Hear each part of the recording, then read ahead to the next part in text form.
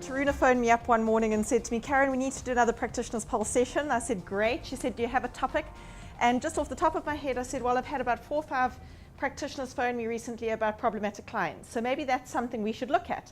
Next minute, I saw the invite go out that says, we are doing problematic clients. I was like, okay, so that's the topic, is it?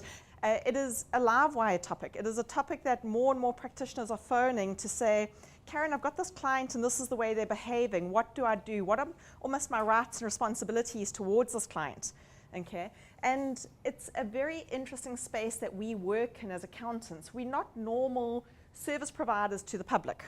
Okay, this is something that I've come to realize in pondering this matter over the last couple of weeks is we are not a normal retail service provider, manufacturer type client relationship to there's the client, here are us.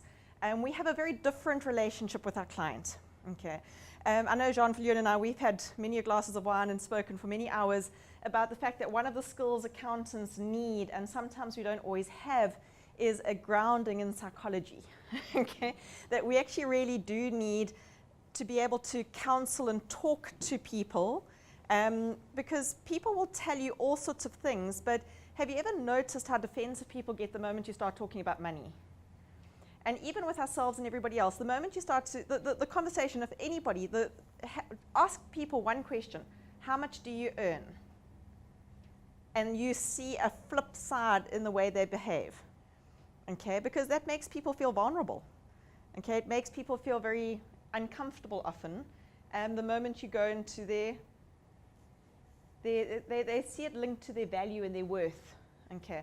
Now you throw us accountants into the middle of that, which generally means we have to have a level of emotional intelligence, I think for many of us has never been a priority in our training.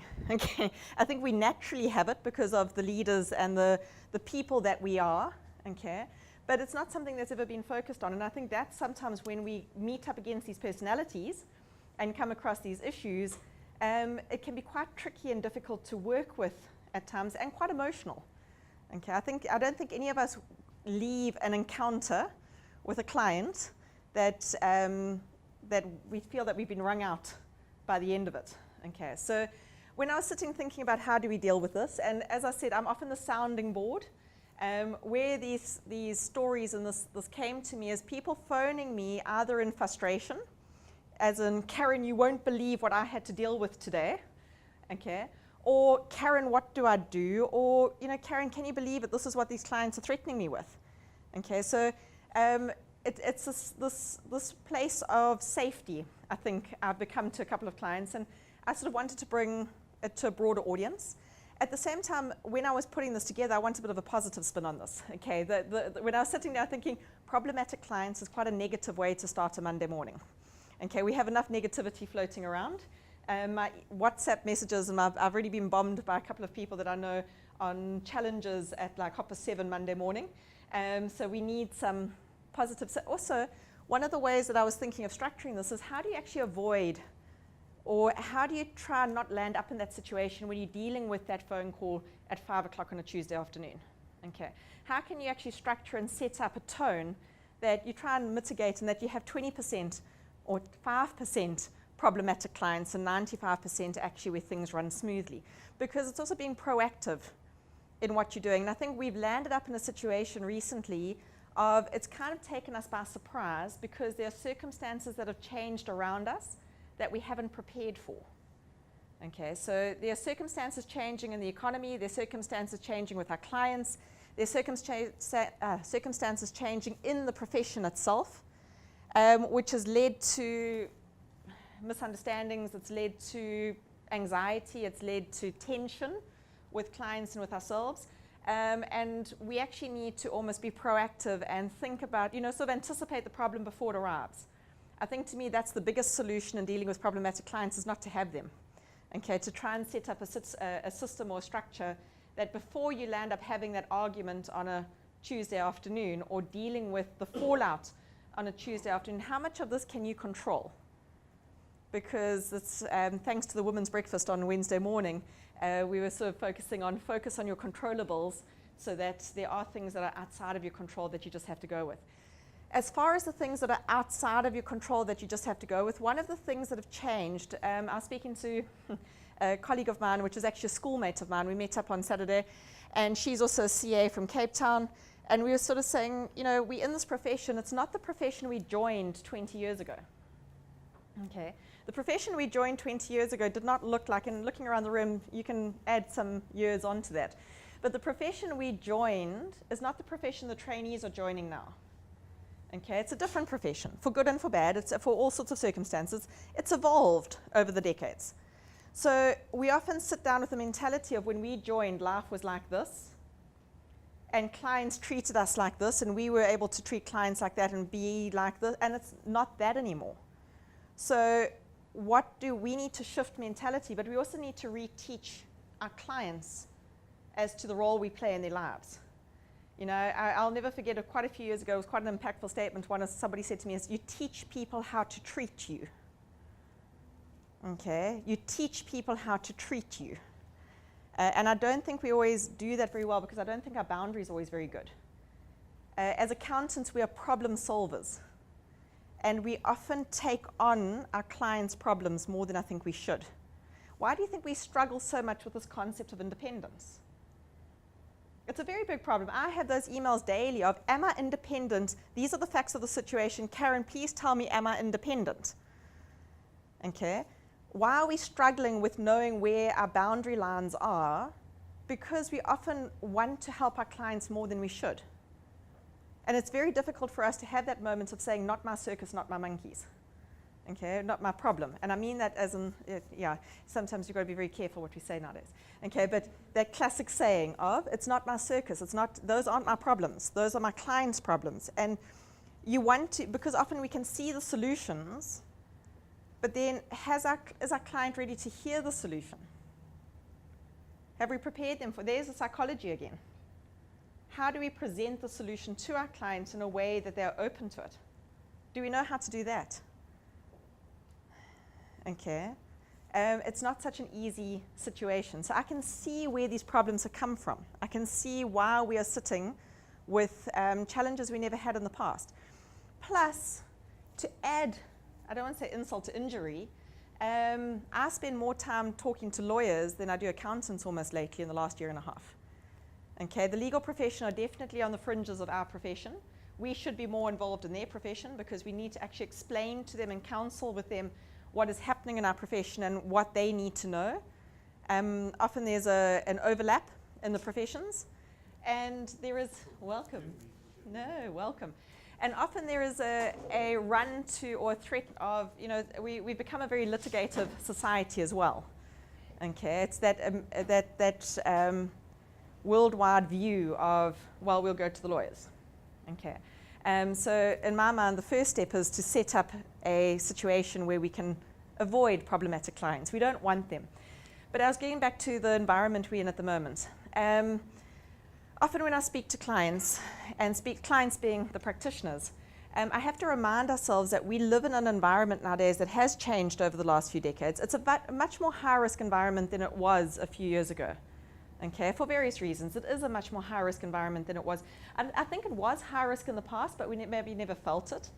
Okay, but everybody says to me, but Caryn, how do I cope? You know, I'm ticking all these boxes. I'm trying to make sure that all these different masters, we've got plenty of masters in our lives, between clients, between the regulators, between the legal body, SARS, this one, the next one. We're trying to make all these different people satisfied in their requirements.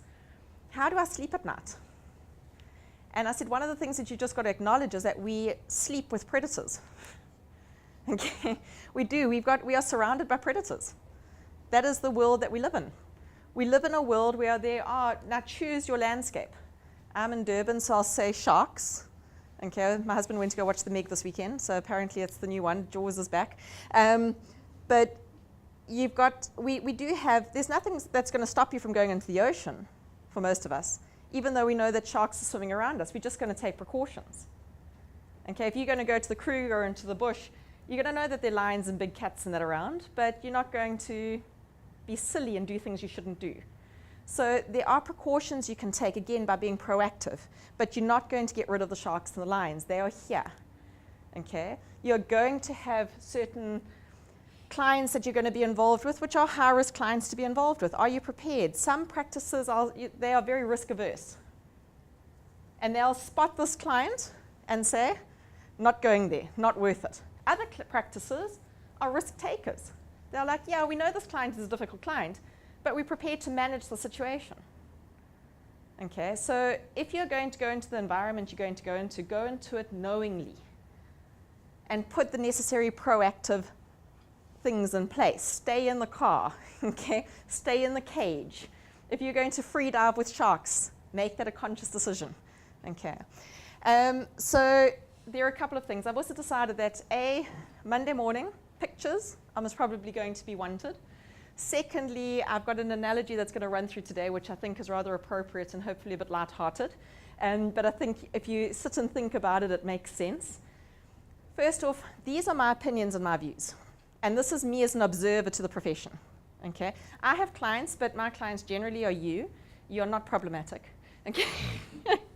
You understand. It's fantastic working with practitioners because practitioners understand the industry. Okay, so I'm a step ahead, but then you bring me over a cup of coffee or a glass of wine, you bring me your challenges and your problems and the issues that you're working with. But one of the first things you're going to need is to be able to mediate and arbitrate disagreements. Okay? And you're going to be dealing with people that have no clue about our profession and the way we think. The way accountants think is unique to us. We have spent 7 years or more, depending on how much fun you had at varsity. We have spent a tremendous amount of time and then all the experience since then fine-tuning our craft. I've actually come to see what we do is it's a craft. Okay, we have a craft in the way we think and the way we work and what we do. Okay, we are artisans of what we do. Okay, we are business specialists, but I can speak speak my language to this audience and we all understand it. Throw an engineer in the middle, and they just don't get it. I don't know how many times engineers have told me, Caryn, if there's no money in the bank, I've made a loss. Because they don't get the accrual system. Cash in the bank means profit. Okay, so this thing that you bring me, this profit statement that you bring me, is a load of rubbish because I'm an overdraft. Okay?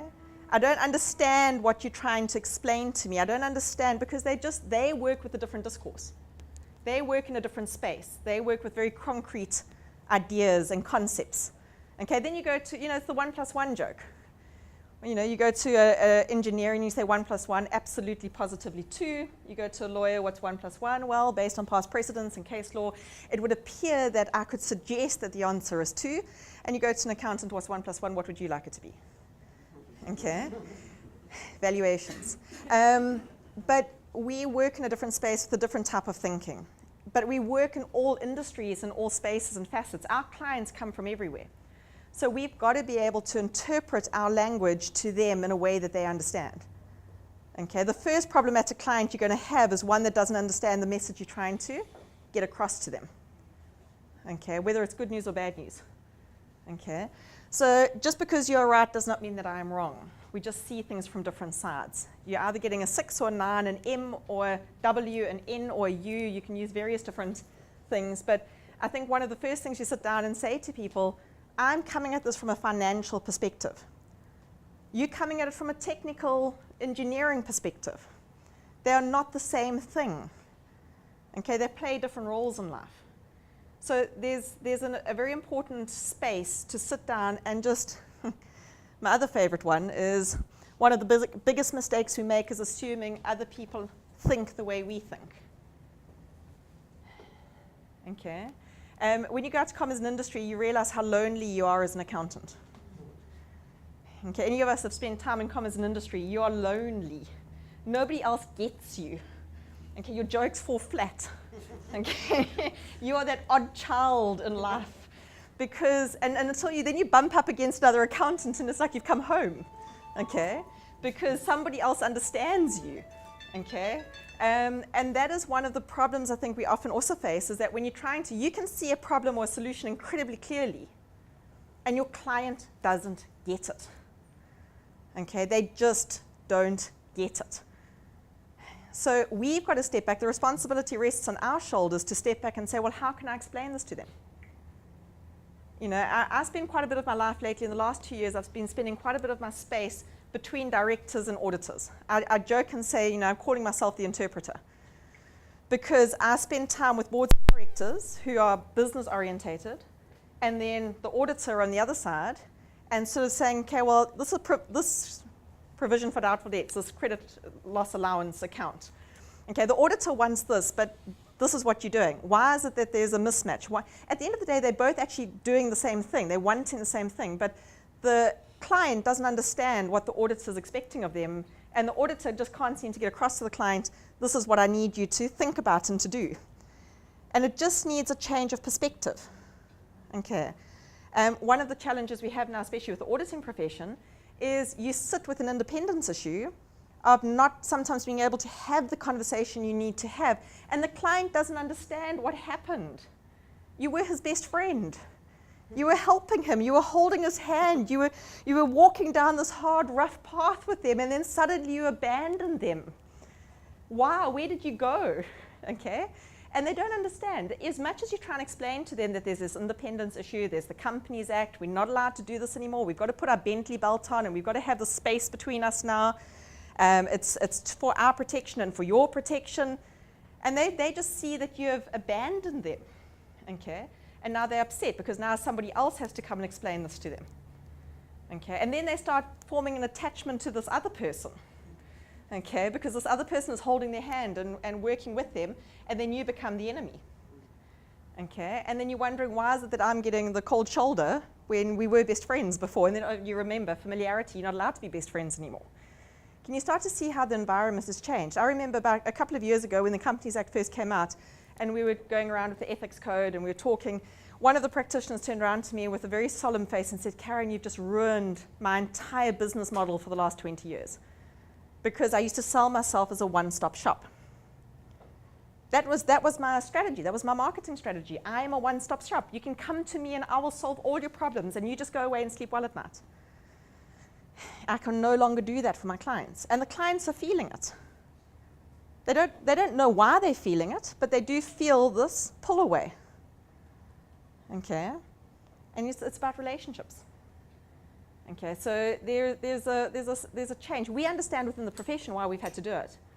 We're not happy about it. We've got challenges about it. I always say you can spot an external safeguard to our ethics when we are unhappy about it, because that's where we've had something imposed on us.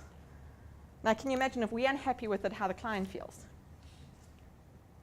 Does this make sense? Because I think often if you know why do you have, when I was sort of going through this and ruminating about it, why do we have problematic clients? Because if you know the why, then you can know how to fix it or how to deal with it. Okay. And there's certain thoughts you've got to keep to yourself. And as I said, there's a language that accountants have that we can express things in a way nobody understands, and we can use that to our benefit sometimes. Okay, because we can fling shade like nobody's business. Keep some thoughts to yourself, because no matter what you're thinking, don't stir the fire. It's a really bad Monday morning when I don't see a single smile on your faces. I thought this was pretty good. Okay, I hope you're a depreciating asset, because I'd love to adjust your entry. Okay, that is most probably the way an accountant can very politely sort of tell somebody, I'm not very happy right now. Okay, and I'm not very intrigued by the situation. And there are certain thoughts you do have to keep to yourself. There's a fantastic Facebook page, which is I'm an Accountant. And every now and then they put up some really good memes. But we have to be professional in our behavior. And I think that is one of the reasons I'm the venting space.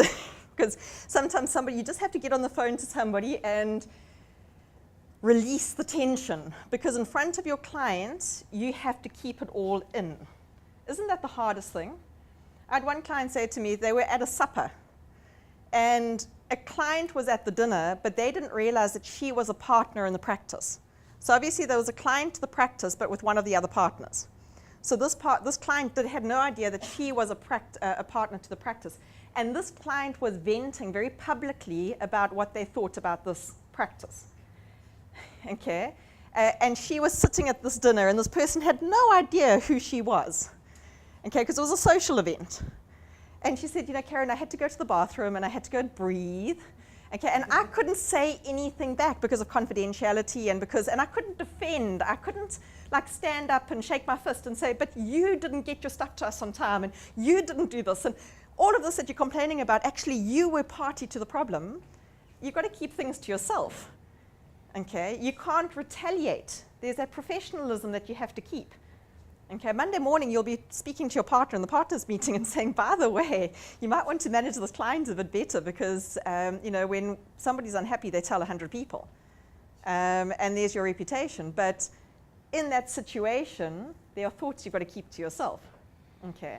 Although I must say, having a discourse of our own, we can be quite subtle sometimes, and it can sort of go over a person's head, but still. Okay, you just need to have another accountant at the table that go, wink, wink, nudge, nudge, I know what you mean. Okay, but we've also got to we can't feed the fire. And I think that adds to our stress because sometimes we feel it's very unfair. These clients that come at us and attack us for things that are not our fault, VAT registration at SARS, okay, we are trying, although it is better, I believe, nowadays, but we are trying. It is a 6th visit. There's a giggle room that somebody, every time we go there, there's a different requirement and a different need and something we didn't anticipate. But we are doing everything we can. We're dealing with red tape and regulators. We are trying to be professional and get what you need, but the client is agitated. They're trying to get a tender. They're needing that tax clearance certificate. They're needing this, they're needing that. And they see you as the stopgag in the process.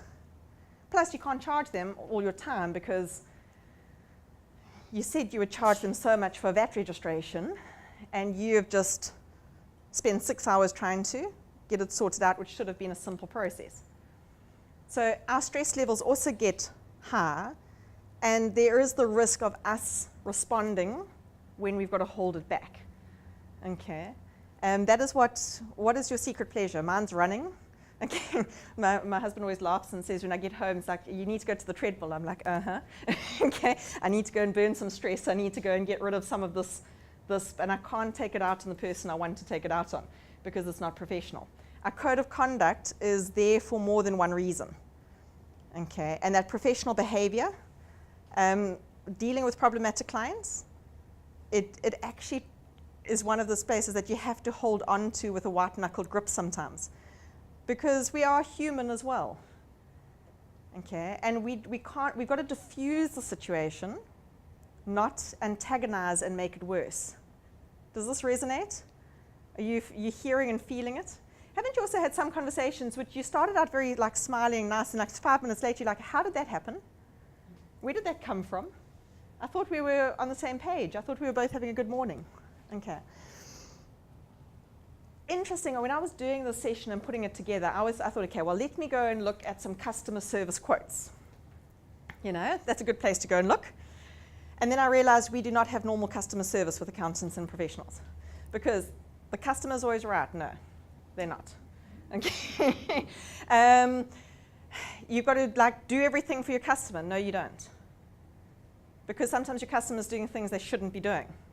And we are the ones that have to tell them they're wrong. Okay, loyalty to your customer. Now that's a bit of a problem because we've got to rotate every 5 years. We can't be too familiar. So all of these normal, traditional, how to build your business, your customer, looking after your customer, it's not about the sale, it's about the customer, all of these concepts that customer management, and if you go and study marketing and you go study all these different things and they tell you this is what you need to do to build your business with customer relations, as an accountant, we straight away, right off the bat, have a challenge because of our code of conduct with the relationship we have with our customer. Have any of you thought of that before? So as much as you want to read all these fantastic books about how to build your business and customer relations, we've got to put our code of conduct next door to that and say, can we do what they are prescribing? Because our relationship with the customer is not quite the same thing. Okay, our relationship with the customer, is generally a medium to long-term relationship. Medium for the auditors, 5 years before you rotate. Okay, you could have a longer term, but then we worried about familiarity and we worried about all these other challenges to our code of conduct. Okay, we've got to keep independence. So I did like this one by Porter, the VP for British Airways. It says, customers don't expect you to be perfect. They do expect you to fix things as they go wrong. And I thought, yeah, that is actually true because of communication. If you're communicating with your customers and explaining to them the challenges you're having at SaaS, rather than just keeping quiet, you can often head off a problem by simply letting the customer know what's going on. I mean, think about it yourself. If you send your car in to be serviced, and you send it in at 7 o'clock that morning because you busted your gut to get there, drop the kids off, sort everything else, your kids are sitting at school 6 in the morning and nobody's around because you had to get to the dealership, and then they say, yes, you know, it's a simple service, you'll have it back by 11 o'clock in the morning, and you've got appointments and you've got your day planned, and then 11 o'clock comes and goes, and then 12 o'clock comes and goes, and then 2 o'clock comes and goes, and then 5 o'clock comes and goes, and you haven't heard a word. And you phone them and say, no, didn't anybody phone you back? I'm so sorry. No, actually, you know what? We need to get a part. There's something wrong. It's going to cost you 5,000 Rand, and you can fetch your car in 3 days' time. What is your reaction going to be? Are you going to sit back and say, oh, you know, that's fine, all good, thank you so much for that? Or are you going to be slightly annoyed, inconvenienced? Can I speak to your manager, please? Okay. How are you going to feel when you were stonewalled, nobody communicated, whereas if somebody phoned you at 9 o'clock and said, we've discovered that there's a problem with X. Okay, this is what we anticipate. Do you want us to go ahead with it? What would you like us to do? These are the options. Can we organize a hire car for you? Can we get you a courtesy car? Do you want to book it in for a later date when it's more convenient for us to fix it? Or it's an emergency, or no, it can be delayed. Or if you had some control or felt like you were a partner in the problem, you would respond better. Not so? But you know what happens in the office? A, your staff don't tell you that they haven't got to something that they said they were going to get to. Does that sound familiar? And then you dealing with a phone call at 5 o'clock in the afternoon, and you're going to your staff. And the staff are going, oh, sorry. And you're like, Christmas, you know, end of your lunch, and you're not going to. Or you have just got swamped because you've had 50 other clients come at you that day. Or, and I know this happens, you're going, it's that client. You know how you always have that one client? And it's the one client you never want anything bad to happen to, because you know that client is a firecracker, and it's always that client that something bad happens to. Have you ever noticed it's like Murphy's? You pray like anything that you say to your staff, you warn them. I mean, if Dr. X phones, you drop everything and make sure that Dr. X is taken care of, because Dr. X is challenging. Okay? Dr. X, you make sure that he's first on the list, he's a premium client, he's whatever you say, and sure as nuts, Dr. X's file falls over the side of the desk and everybody forgets about him. Dr. X gets a SaaS audit. Dr. X has this and that, and you feel like you're the one that is, you know, Dr. X looks to you and goes, you're not a very good accountant, are you? And you're thinking, everything that could have gone wrong did go wrong, but only with your file. Okay, so how do you deal with these sorts of things? Okay, so this is the way I think of us with our clients. And any of us that have been in long-term relationships, we've had our ups and downs, right? I do this a little bit vicariously. As I said, I met up with some schoolmates on Saturday night. We've been friends for over 30 years. Okay, we go right back to primary school. And we got together, and I was looking around the table. I'm the long old married. I've been with my husband for over 25 years and married for 18 and all the rest. One or two are divorced. Others have had multiple relationships, partners and all the rest. So we were looking, everybody's had different relationships. By the time you get to this stage in your life, this is an interesting roadmap to follow. Okay, and everybody has had different partners and relationships and all the rest. And when I sat down and thought about clients, as accountants, this resonates. Because we don't have the flirtation client of somebody walk into our shop, buying a product and leaving, and we never see them again. We have a relationship which we have repeated contact with the person over time. And it's an intimate relationship. because we get to know about their finances, we get to know about how their businesses are doing, we get to know their cash flow, we get to know all sorts of things that nobody else knows about them. So this is sort of, to me, every single client you meet is a client you're going to have a long-term relationship with. And it's a partnership. You as the accountant are a partner to them in various different ways, especially if you are doing non-assurance services. Those of you that are doing tax advice, consulting advice, bookkeeping, payroll, cash flow management, sit and think about the relationship you have with your clients. Okay? Now, to me, how you set the tone for those relationships is going to set how your clients respond to you as well. So in dealing with problematic clients, I see this as if you set the tone right up front, but also think about when you have a fight with your spouse. Okay? There are different levels of agitation. There's the agitation where you just go, I'm sorry, honey, I'm wrong. I know I'm not, but you know what? Peace is better than being right. Okay? You have your agitation of, you know what, I need the weekend to cool off. You have the agitation of, I don't know who you are anymore. You have the ones of, we need to just simply go our separate ways. We have the other ones where they say we're going our separate way, whether it's amicably or not. Okay? We have the ones where I'm phoning the divorce attorney. Okay? How is it that these relationships have got different stages? And there are different challenges that happen at each stage. Does this make sense? Are you with me? Is it just a Monday morning? Okay. So when I was looking at this, I thought, okay, well, when you go through it, there are a couple of stages, and what you do at each stage, and I know what happens in practice. I know how this goes about and how these problems occur. So you've got your meet and greet and your courtship. Have you ever noticed how that is when, okay, I'm a girl. I'm sure you've noticed by now, especially the red lipstick and everything else. I did take advice from the image consultants on Wednesday. I've got my pop of color in my shoes. Okay? But we've got, you put your best foot forward. Don't your clients put their best foot forward in the meet and greet? Okay? It's such an easy engagement. I've got no problems. I just need some tax, just to do the tax returns. My financials, quick, easy. The audit should take a week. 4 months later. Okay? I don't know why my previous accountant charged so much. I don't know why my previous accountant was giving you so much hot, Does this sound familiar? Like my ex-boyfriend or whatever, he was just otherwise. I'm perfect. Okay? The meet and greet, the best foot forward. Okay? And you courting them, they're courting you because you're thinking, okay, well, I would like your business. They want to bring your business to you. So you've got this, you don't really know each other. But now you're about to enter into a long-term, medium-term relationship. Okay?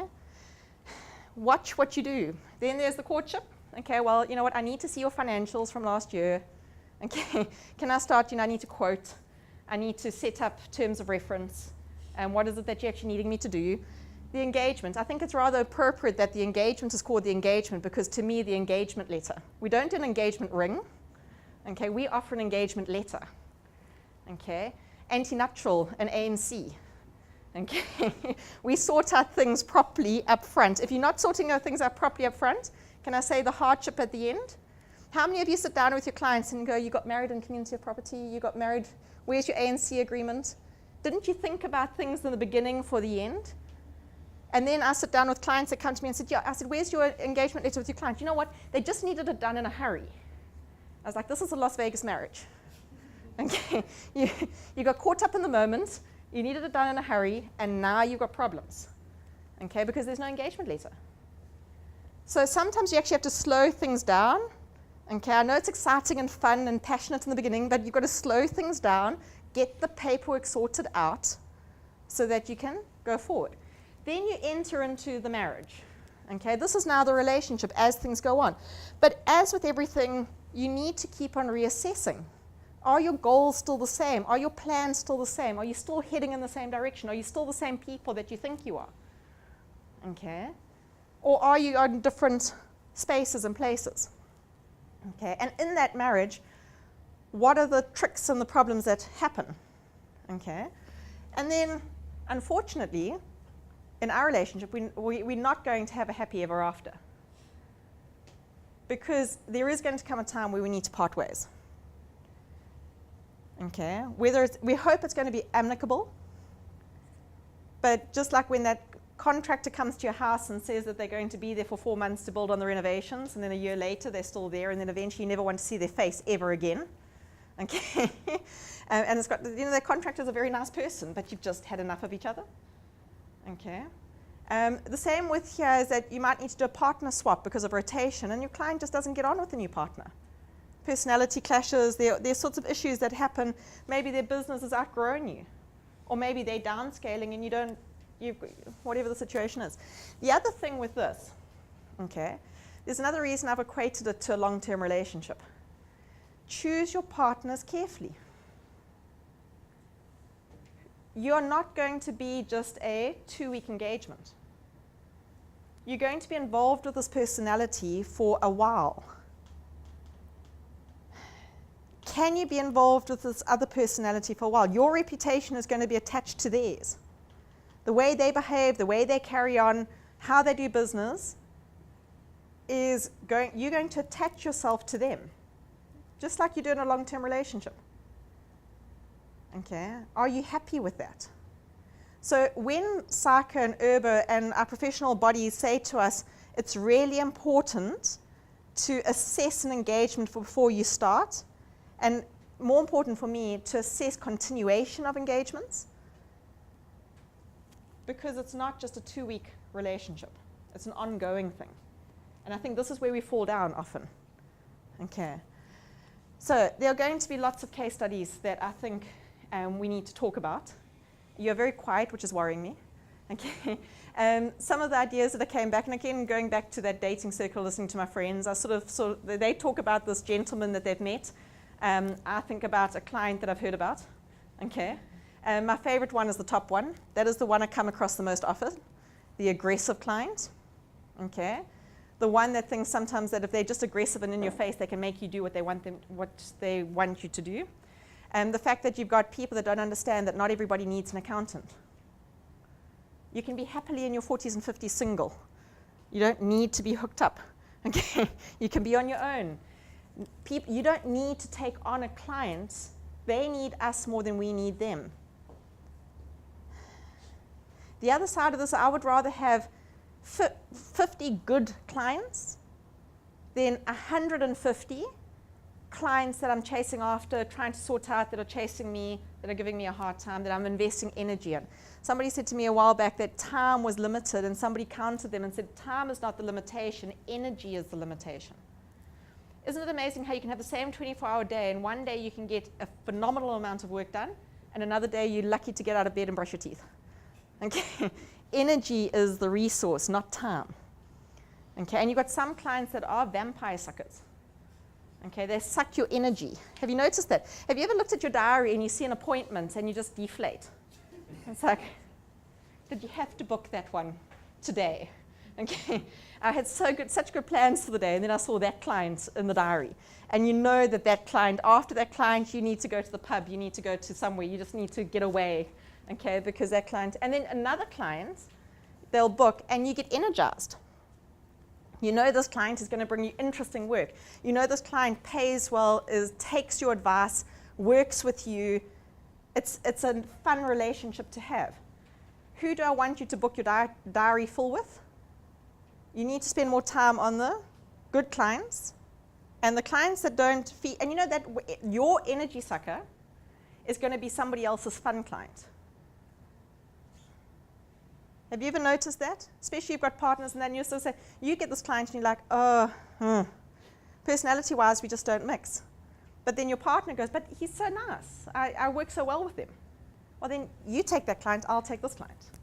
Okay, you've got to match where your energies are, because that's also where, when you're energetic, enthusiastic, excited, you're going to give your best to your client.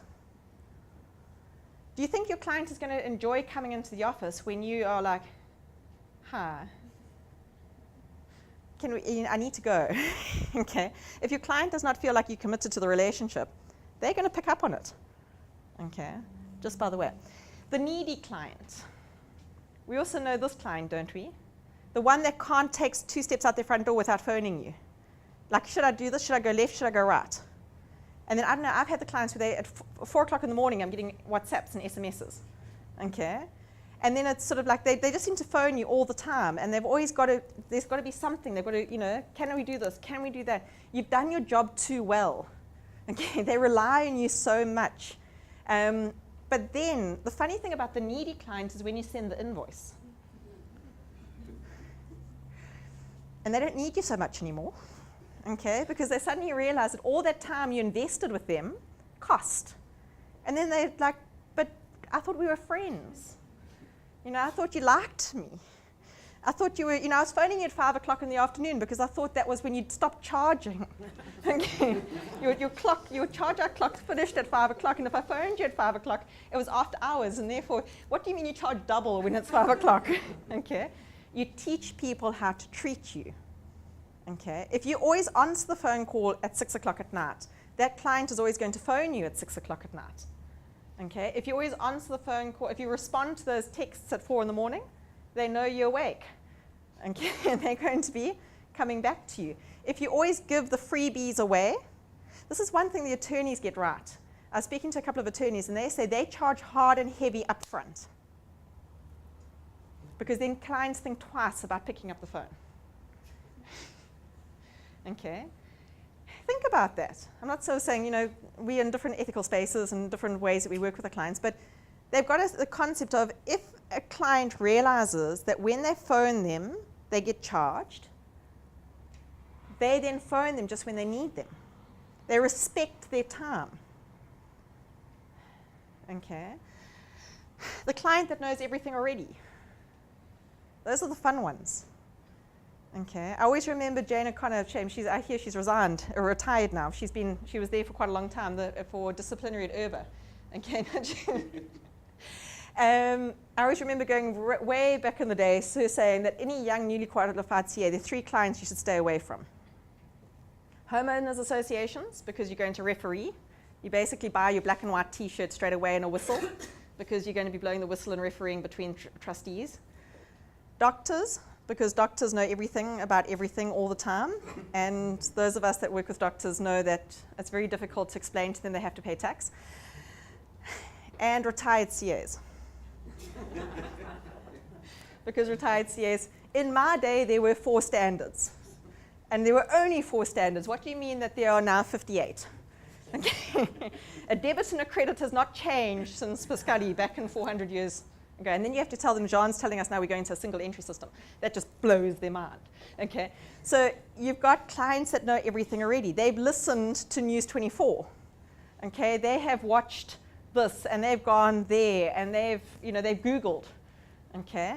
And then they come and tell you what they want. And then you try and explain to them, but you don't have billions to have that structure.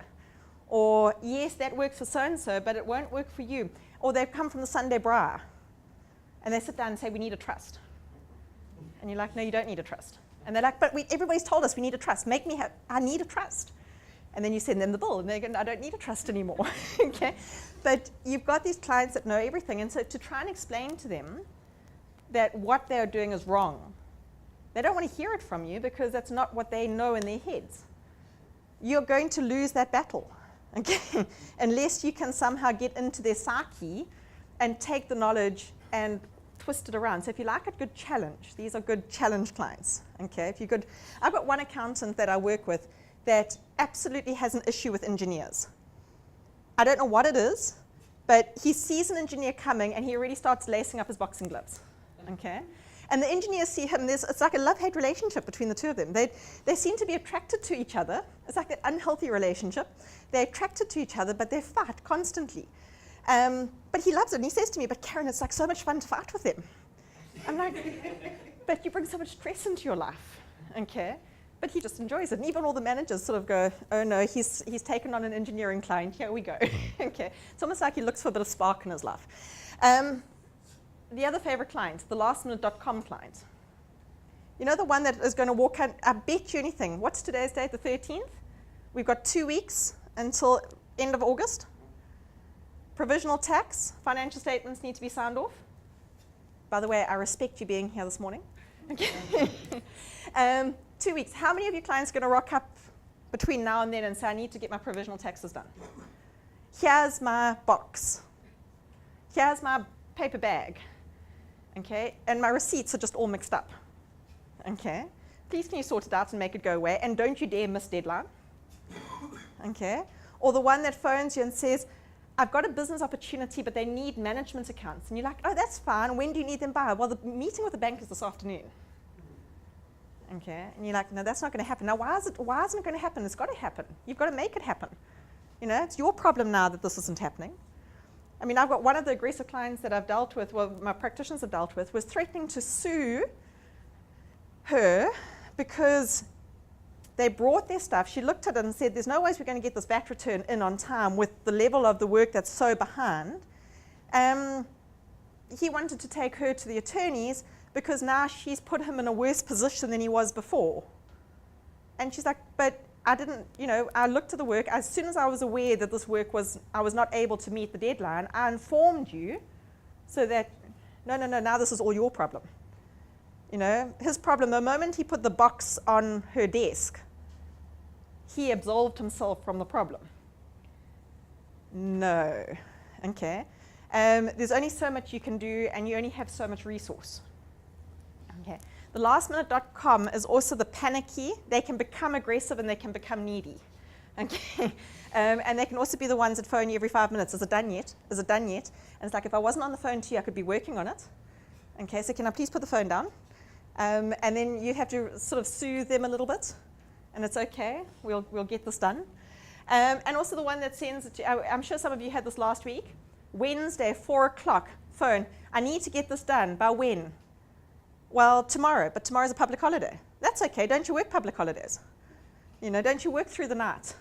Don't you work, you know, and you say to them, no, I can get it done to you by next week.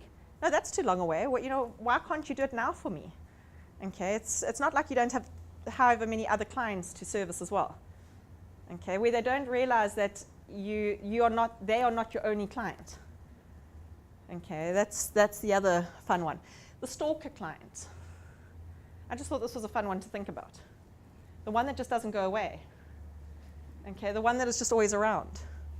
The one that no matter how many times you say, I can't do your work. I don't want to do your work. I'm unable to do your work. But you've always done my work. I need you to do my work. I like you. I don't want to work with anyone else. What do you mean I've got to rotate partners? I've worked with you for 5 years. And then you start to feel uncomfortable. Okay? And some of these stalker clients get quite interesting because they can cross over in your Facebook page to your personal Facebook page. Okay? And they can start getting a little bit too involved. And you start, I believe it or not, they happen.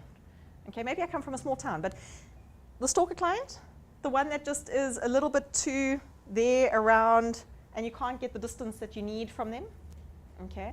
We've got this problem of independence, even if you are an advisory professional. So if you're not doing a test, if you're not doing assurance, we still have to maintain a professional distance. Okay, and then you get these clients that just don't see that. With this client as well, and maybe stalker is a bit of a heavy word, but I wanted your attention. What about the client that then invites you to, or come out for drinks with me on a Friday night? Come to my kid's birthday party on Saturday morning. You know, let's go away, let's do this, let's do that. And maybe you get along really well with that client. How do you keep your distance by being, you've got to almost choose, are they going to be a client or are they going to be a personal friend? And again, you know that my one-stop shop client that said to me, you know, I've ruined his profession now, his practice, because he can't do everything he wants to do. And he said, the problem, Caryn, is that most of the time my friends became my clients and my clients became my friends. And then, how do you sit down with your friend and tell them they're insolvent? How do you sit down with your friend and tell them they've got to retrench half their staff? How do you sit down with your friend and say, you know that trip to Greece that we planned? You can't afford it. I can, you can't. Because now your lives have crossed. So it becomes the conversations you need to have, which you could have with professional distance. become really difficult now because you actually like them and you feel for them.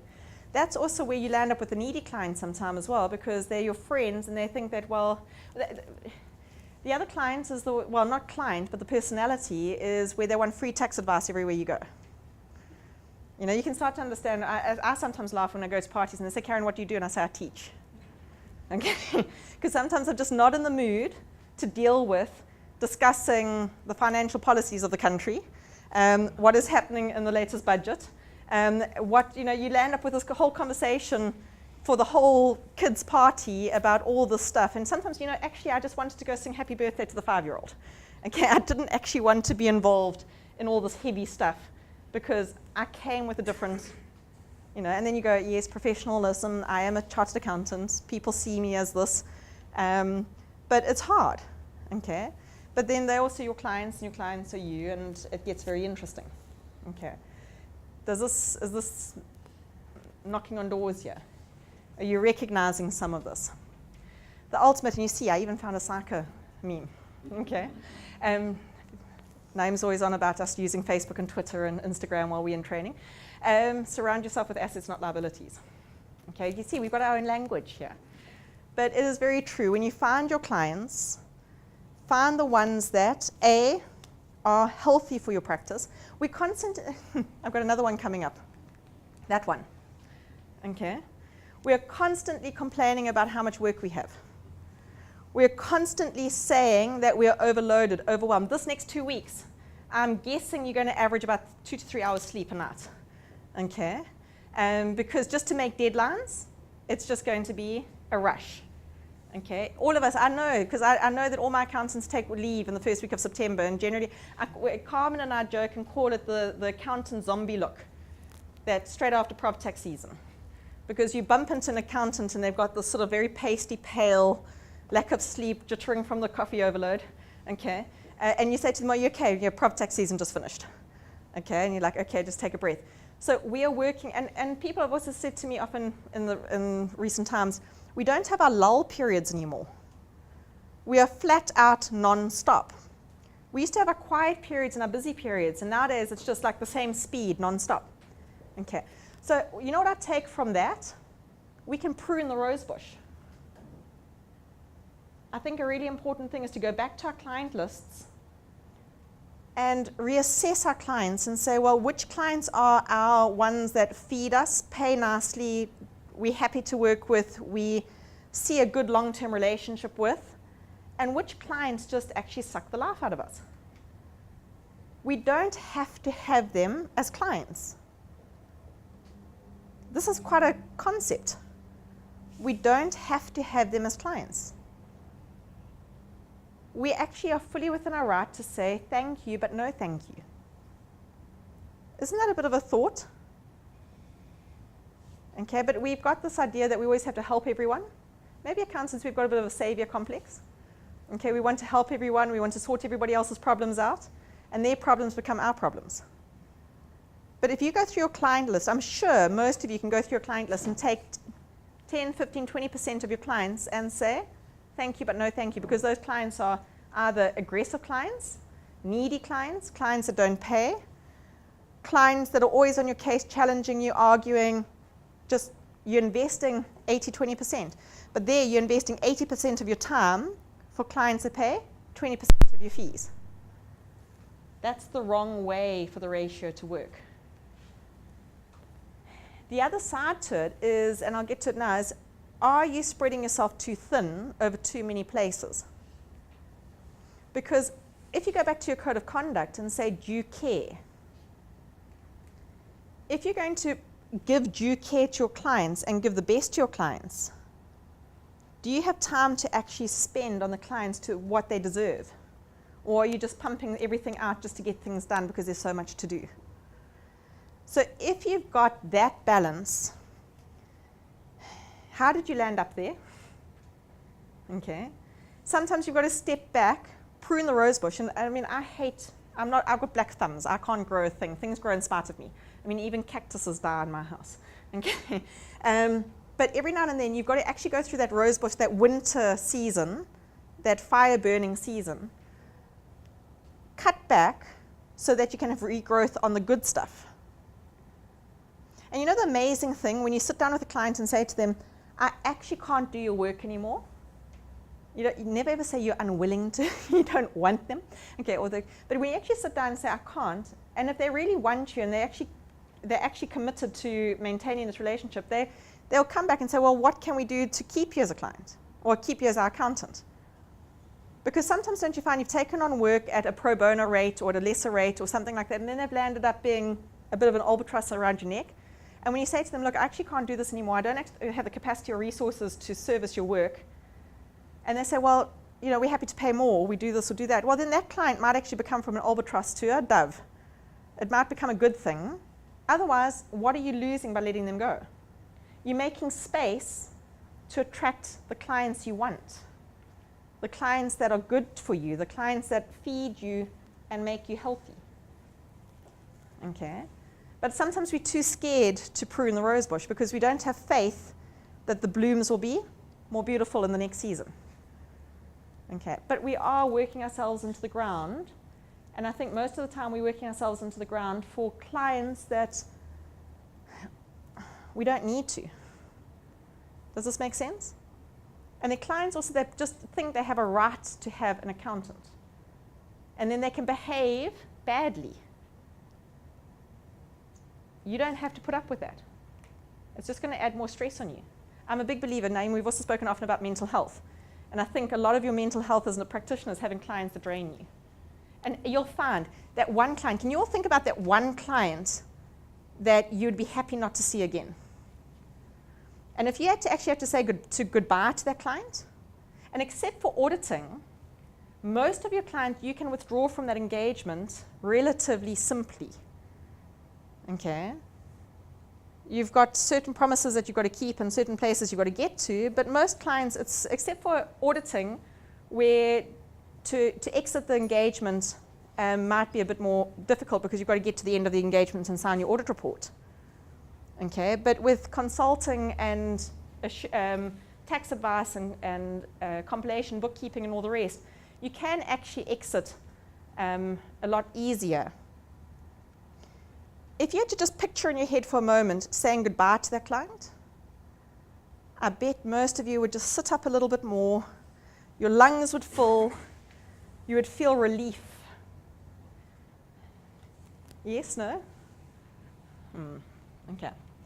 So,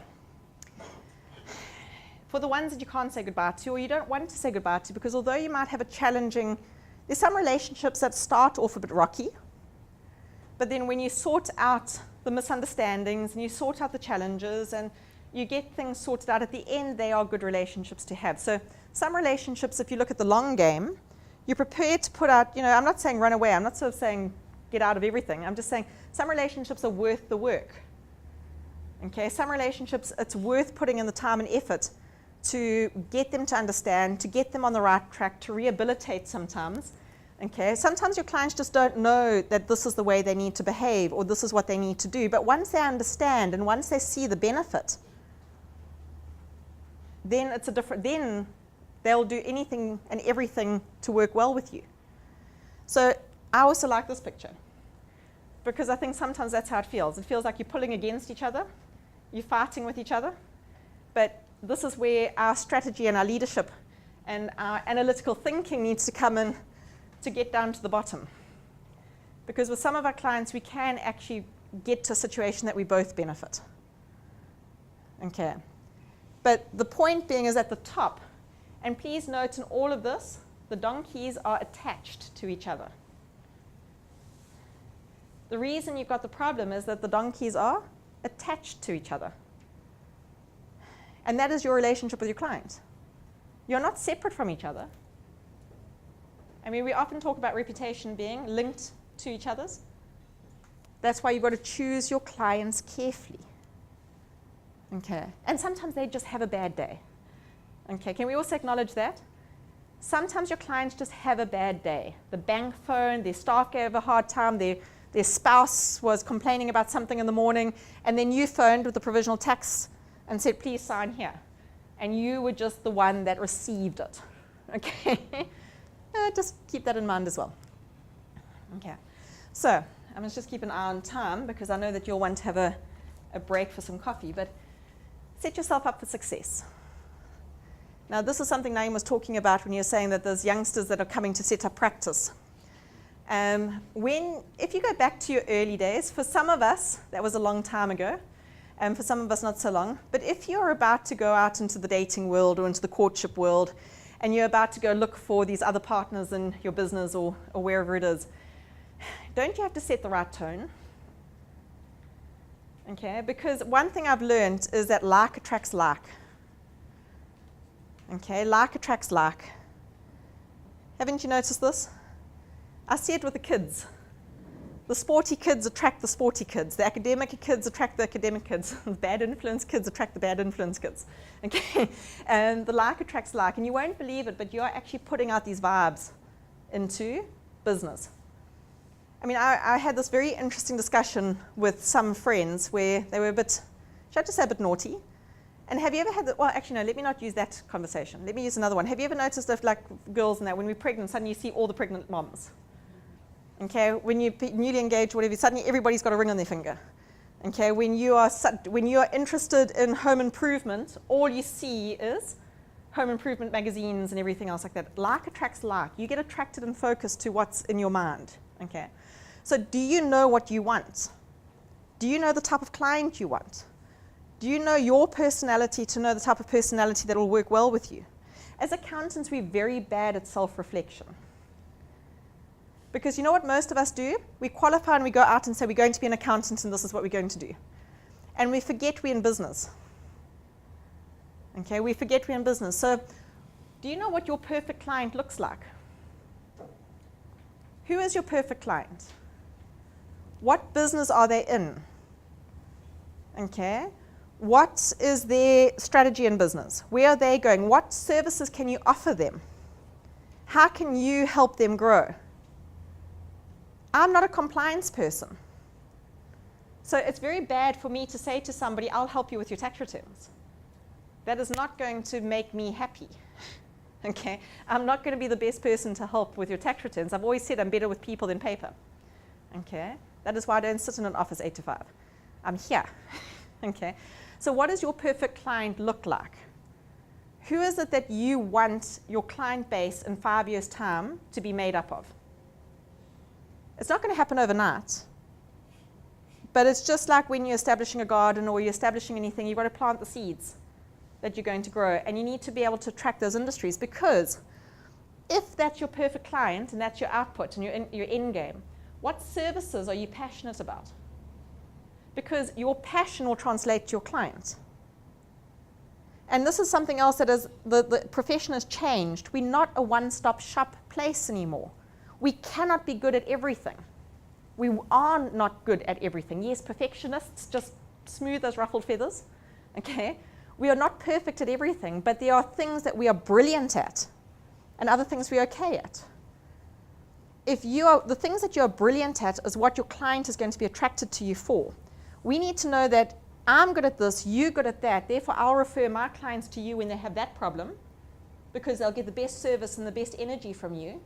And you refer your clients to me when they have this problem, because they'll get the best service and the best energy from me. A happy client, just like a happy wife makes a happy life. Okay? I know that the happy husbands also make happy lives. Okay? But when your client is getting what they feel they need, and you're communicating with them, can you see why I see this as like a marriage and a relationship? If you're well suited, it's easier. It won't be easy, but it's easier. So have you thought what you can bring to this relationship? What does your perfect client look like? What is it that you're good at? Because what you're good at, you will spend time and energy on, and you don't mind putting 16 hours a day working with the things you enjoy, as opposed to doing 50 tax returns which you hate, because you're going to miss deadlines, because you're going to find everything else to do other than the tax returns you need to do. Okay? What skills and resources do you have? What skills and resources do you need to develop? What skills and resources can you offer? What skills and resources, what capacity do you have? Because when that client comes to you can you actually help them? Because every time you say yes to something, you're saying no to something else. Every time you say yes to something, you're saying no to something else. Whether it's spending time with your family, whether it's sleep, or whether it's a good, well-paying client. So when your family come to you now and say, can you please do our tax returns, which you can't charge for, okay, because they are your family, and then to do their tax returns, you're saying no to how many tax returns that you could have charged for. So whenever you say yes to something, you're saying no to something else. And you know what? We do overpromise. Okay? It is just our nature because we want to, take on, we're either ambitious and we want to grow and take on everything we can, or we want to help everybody that we can, or we honestly believe we can do it because we can, we make it work. How many times do you hear accountants say, it's okay, we'll figure it out? We are that personality. We are that personality. We never say no to a challenge. But at what cost? Okay, because somewhere along the line you're going to sacrifice something, and it might be another client. Because the hardest conversation to have is when a client comes at you being angry, upset, whatever, and you knowing you've dropped the ball. We've also had those ones. Okay, where you know you've dropped the ball because you've been overcommitted. And you know what the problem is? Well, life happens. Okay, life happens. If you book up those full 16 hours a day, what happens when you get sick? What happens when your kids get sick? What happens when you have a family emergency? Okay. What is your practice strategy? There we go, Naeem. I built it in. Okay. What is your strategy? Naeem and I often have this conversation about the fact that we as accountants, as practitioners, we tell our clients how to strategize, but do we do it for ourselves? Do we think about where we want to be in 5 years' time? Besides for a Greek owl, because we've all watched Mamma Mia recently. I know, James, you haven't, it's okay. You're forgiven. Okay, you know it's a chick movie on a Tuesday night when there's a spontaneous ovation, and I keep on thinking they're not going to do an encore, it's a movie. Okay, but where is it, what type of business are you wanting to run? Again, going back to who's your client, what services are you wanting, what are you passionate, what do you need, what type of staff do you want? Okay, can you actually, we mistake that our product, our supermarket, what do we stock our shelves with? What do we stock our shelves with? And who do we want to come through the front door? Okay. What image do you want to project? Because again, your clients are going to be attracted to that. If you land up with very, very aggressive and, aggressive in a positive way as well, but very risky clients, are you possibly putting out an image that you are prepared to work with anything? You are prepared to work with any structure. I mean, I look at practices, and every practice I walk into has a vibe. There are the very sedate practices, which are risk-averse. Okay? If you were a young entrepreneur in a tech upstart or startup, that young tech startup would walk into that practice and go, no, this practice is not for me. Okay? Whereas if they walk into another one, they go, no, these people are my people. So that's where I say like attracts like. So what image are you projecting? Because the image you project is the client base you're going to get. Every ethical dilemma has an economic consequence. So if you've got very high, and I hope you do, standards of ethics, you'll also attract a client base that wants an accountant with good ethics because they want to sleep well at night and are prepared to pay for it. Okay? I won't talk about the other scale.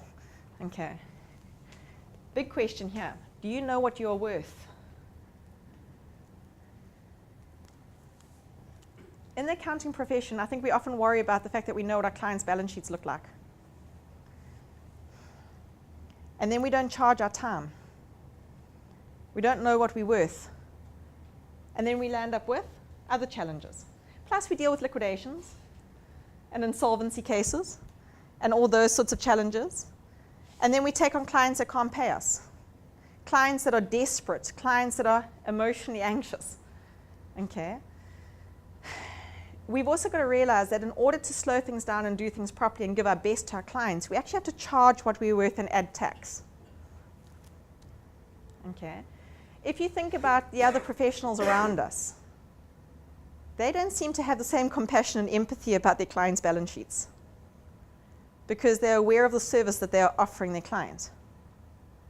And a lot of our stress comes from that. We also sort of say, we say that an audit, for example, is a grudge spend. But if you give the service to the clients, that they see the quality of what they're getting, the image that you're projecting. There are ways to work with this, okay? But there's also communication. Okay, the one question I say to people, just to make you stop and think about this, because I think fees and charging becomes a problem as well, and it's always a niggle spot. As accountants, you know what we do really badly? Talk about money and ask for money and have those discussions with clients about our money. We'll talk about their money because it's just noughts and commas and numbers on a balance sheet. But when it comes to you owe me this money and you need to pay, how many of us do that well? Okay, we don't. We don't. Have you noticed that? It's like a cobbler's kids that doesn't have shoes. Okay, we struggle with this. But if we communicate up front and discuss what we're worth, I use this example just to make you stop and think a little bit, because CAs, we are valuable. We are experts. Okay? People come to us because we are quality, and we need to maintain that. But what you charge communicates your value as well as how you value yourself. If you had to go into a hospital or medical practice, you need a surgery, you need an operation, and you walk into one surgeon's office and they're charging you 5 times medical aid rates. And you walk into the surgeon next door and they're charging you below medical aid rates. Can I just ask, which surgeon do you want to perform the op? One that's good, but which one do you think is good? There is a psychological trigger that you're going to go with the one that charges 5 times medical aid rates because for some reason you think he's quality. There's a reason he's got to the place that he can charge 5 times medical aid rates. Because you're communicating and telegraphing your worth. Have you ever stopped to think about that? Okay. And then by charging what is right, I'm not saying going overcharge, I'm saying charging what is right, you also create the time to do the work properly. Because if you're undercharging, think about your to-do list. The clients that you charge premium and pay, their work, doesn't it somehow always fall at the top of your to-do list? Whereas your family's tax returns that you're doing pro bono, they seem to fall at the bottom of your to-do list. Who's going to get irritated with you? Okay. So. May I just say one thing? Yes. You seem to ignore the fact that your clients are assessing you all the time. Yeah. Before a client comes to me, his research, you know about me, he comes to me for a reason. So in other words, not just, sorry. No, go for it. No, I mean, Dennis is saying that when your client comes to you, they're assessing you. But that's... I mean, mind your example of a doctor who costs Yeah. $5,000. I mean, I think I go to a doctor generally who is conventional, and one of the clients kick him out, but I find a way to get the right side of it, and I think it's good. So you want to... It's not a question of price, Yeah. it's a question of is it good or not, finish. And so is your doctor good or not? And I promise you, if you had to look, the doctors that are well recommended that are good, they don't charge medical aid rates. They are in demand. And it's the other part that I've also learned. What happens if doctor going to charge very little and nobody kicks him out of the hospital? Then you're not in Maritzburg. But one of the things as well is go back to Economics 101, supply versus demand. That's the other thing, supply versus demand. And if you want to be top quality, you're going to be in demand. And that comes down to reputation as well, and how you're perceived, and how you're seen, and how you handle your clients. And it's a strange little phenomenon. People are prepared to pay if they believe they get the service they want. This new generation, this millennial generation, is not always about cost. This new modern generation, they don't often care about what they pay so long as they feel like they're getting the service that they want. And they're being treated in the way they want to be treated. Okay, and they're our new client base. So I agree. But as you said, just as your client researches you, Okay, I actually went to a client meeting the other day, and the MD turned around to me and said, Caryn, I'm not too sure whether I'm interviewing you or you interviewing me. Okay, I said, well, at the end of the day, do we like each other? Because if we're going to work together, it's a mutual two-way process. So I agree with you. It's a two-way process. They are looking at us as much as we're looking at them. The fact that they've knocked on our door is a good sign. Okay? But you need to research your client. You know, there's a reason we've got standards on understanding your clients and getting to know your clients and client retention. Who is your client? Do some market research. Ask some questions. The days of the walk-in are gone. Okay, I'm just having a client knock on your door, walk in and saying, hi. Okay, and you're saying, yeah, sure, bring your stuff. Okay, research your client. Know who you, for lack of a better term, are getting into bed with. Okay, because you are about to become connected. Do you know who you're dealing with? There is nothing worse than waking up on a Friday morning and opening up the newspaper and seeing your client's name splashed across the front, and for the wrong reasons. Okay, understand the industry. Because you're not going to be able to assess your clients if you don't know the space they work in. Are they a rogue in the industry? Is that a good or a bad thing? Okay. Are you going to be able to give them their best? Are you going to be able to get to grips with the laws and regulations in the industry? Are you going to be able to mitigate your risk? The less you know about the industry, the more you are expanding your horizons in this work. And there's nothing wrong with doing new things or going into new industries. But know that if you're going to do new things and go into new industries, there's a risk attached that you need to spend time getting up to speed. Okay? The more you know and the more you understand, the more aware you are of what you are getting involved in. I always say year 2 is the scariest, because that's when you realize how little you knew in year 1. Okay? This is the biggie. Get a clear understanding of what your client is looking for, what they need. Okay, there's nothing worse than pulling on that string, and as you pull on the string, the whole house of cards falls down. Because they came to you just to, you know, sometimes they don't know. And those are the hardest ones. Okay, they come to you and they think they're just wanting to get payroll done.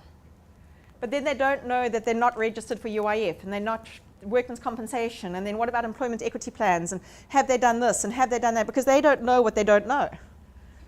Okay? So what is it that you're good at? You need to be able to communicate to them and say, okay, this is what you're looking at. And then they come to you with this, and then you look at them and say, well, if your payroll is sitting at 800,000 Rand for the year, are you VAT registered? Because if you're sitting at 800,000 Rand payroll, then I'm imagining your turnover is over 1 million. Yes, no? So, you know, are you aware of what they're dealing with? Okay. What are they looking for? What services are they looking for? Do those services match up to what you're offering? Okay. What are the deliverables that they are needing from you? And big time important, by when? By when? Because they think they've given you plenty of time. 2 weeks, that's plenty of time. Yeah, but not with your other workload, not with your other deadlines, not with everything else that you need to do as well. And again, most clients, if you say to them, look, 2 weeks, I'd love to do your work and I'm very willing to do it, but I'll only be able to start your engagement in a month's time. That stops a lot of problems before they start. Okay. Potential conflicts of interest. Well, you are aware that your competitor is my client too. I know your industry and work in the industry, and sometimes clients are happy with that. But sometimes a client will not want to know that you are so-and-so's auditor as well, or doing their tax planning. Okay. What about, oh, by the way, I mean, I just had a recent one where client phoned up, chatting and all the rest, and she says, oh yeah, but my wife does this. And I stopped and said, hang on a sec, your surname is this? I was like, yeah. I said, is your wife by any chance Mandy? And like, yeah. Do you know her? Like, for the last 14 years. Are you aware that I've got this relationship with your wife? Do you still want me to be involved? Because, just in case, you know. Be aware of relationships. Be aware of, you try and sort this out early days, okay, so that later it doesn't become a problem, okay. The other one is costing. I don't want to go and invest 60 hours worth of work, send you the bill, and you go, but Caryn, I can't afford this. Or I didn't know it was going to take 60 hours to do the work. Okay. So one thing we are very bad at, and one thing that when you speak to SAICA and you speak to them about the disciplinary processes, do you know what most of the complaints are against us? Invoicing, costing. And there's a classic example that Jean often, it's either Jean or Juanita that often talks to me about it. She says, well, they've got a disciplinary matter at hand where between two CAs, okay, that's why it's at SAICA's in discipline, because it's two CAs, where one thought that the other one was going to charge 500 Rand for the engagement. Meantime, they were quoting 500 Rand per hour. I say, there's an audiologist that needs to have a bit of a test of, but there was just a miscommunication. They heard 500, but they didn't hear 500 for what? So now the invoices come and there's a big dispute, okay? And now they've reported for unprofessional conduct, okay? Because it wasn't nailed down in the beginning, okay? What are the payment terms?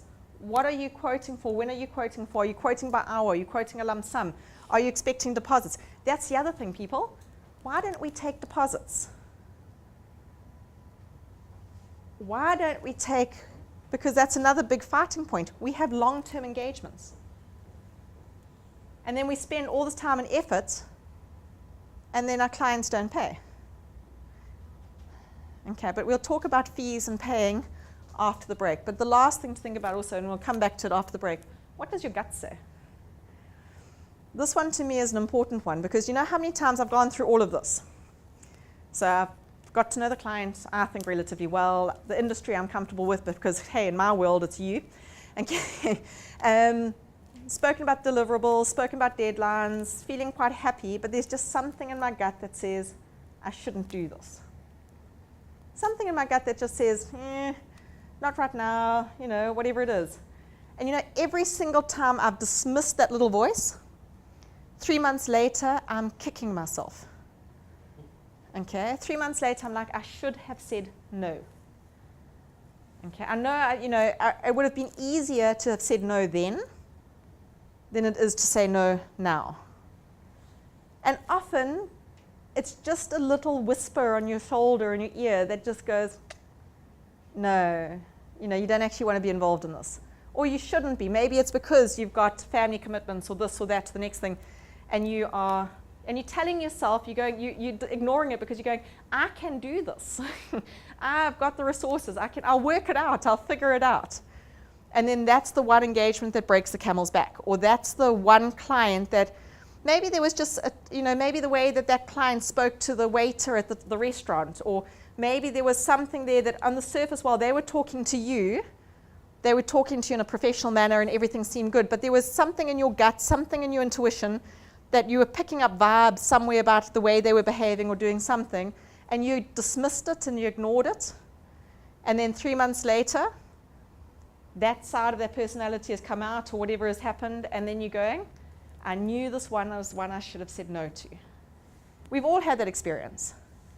Okay. But I do think it's a good place to have a break.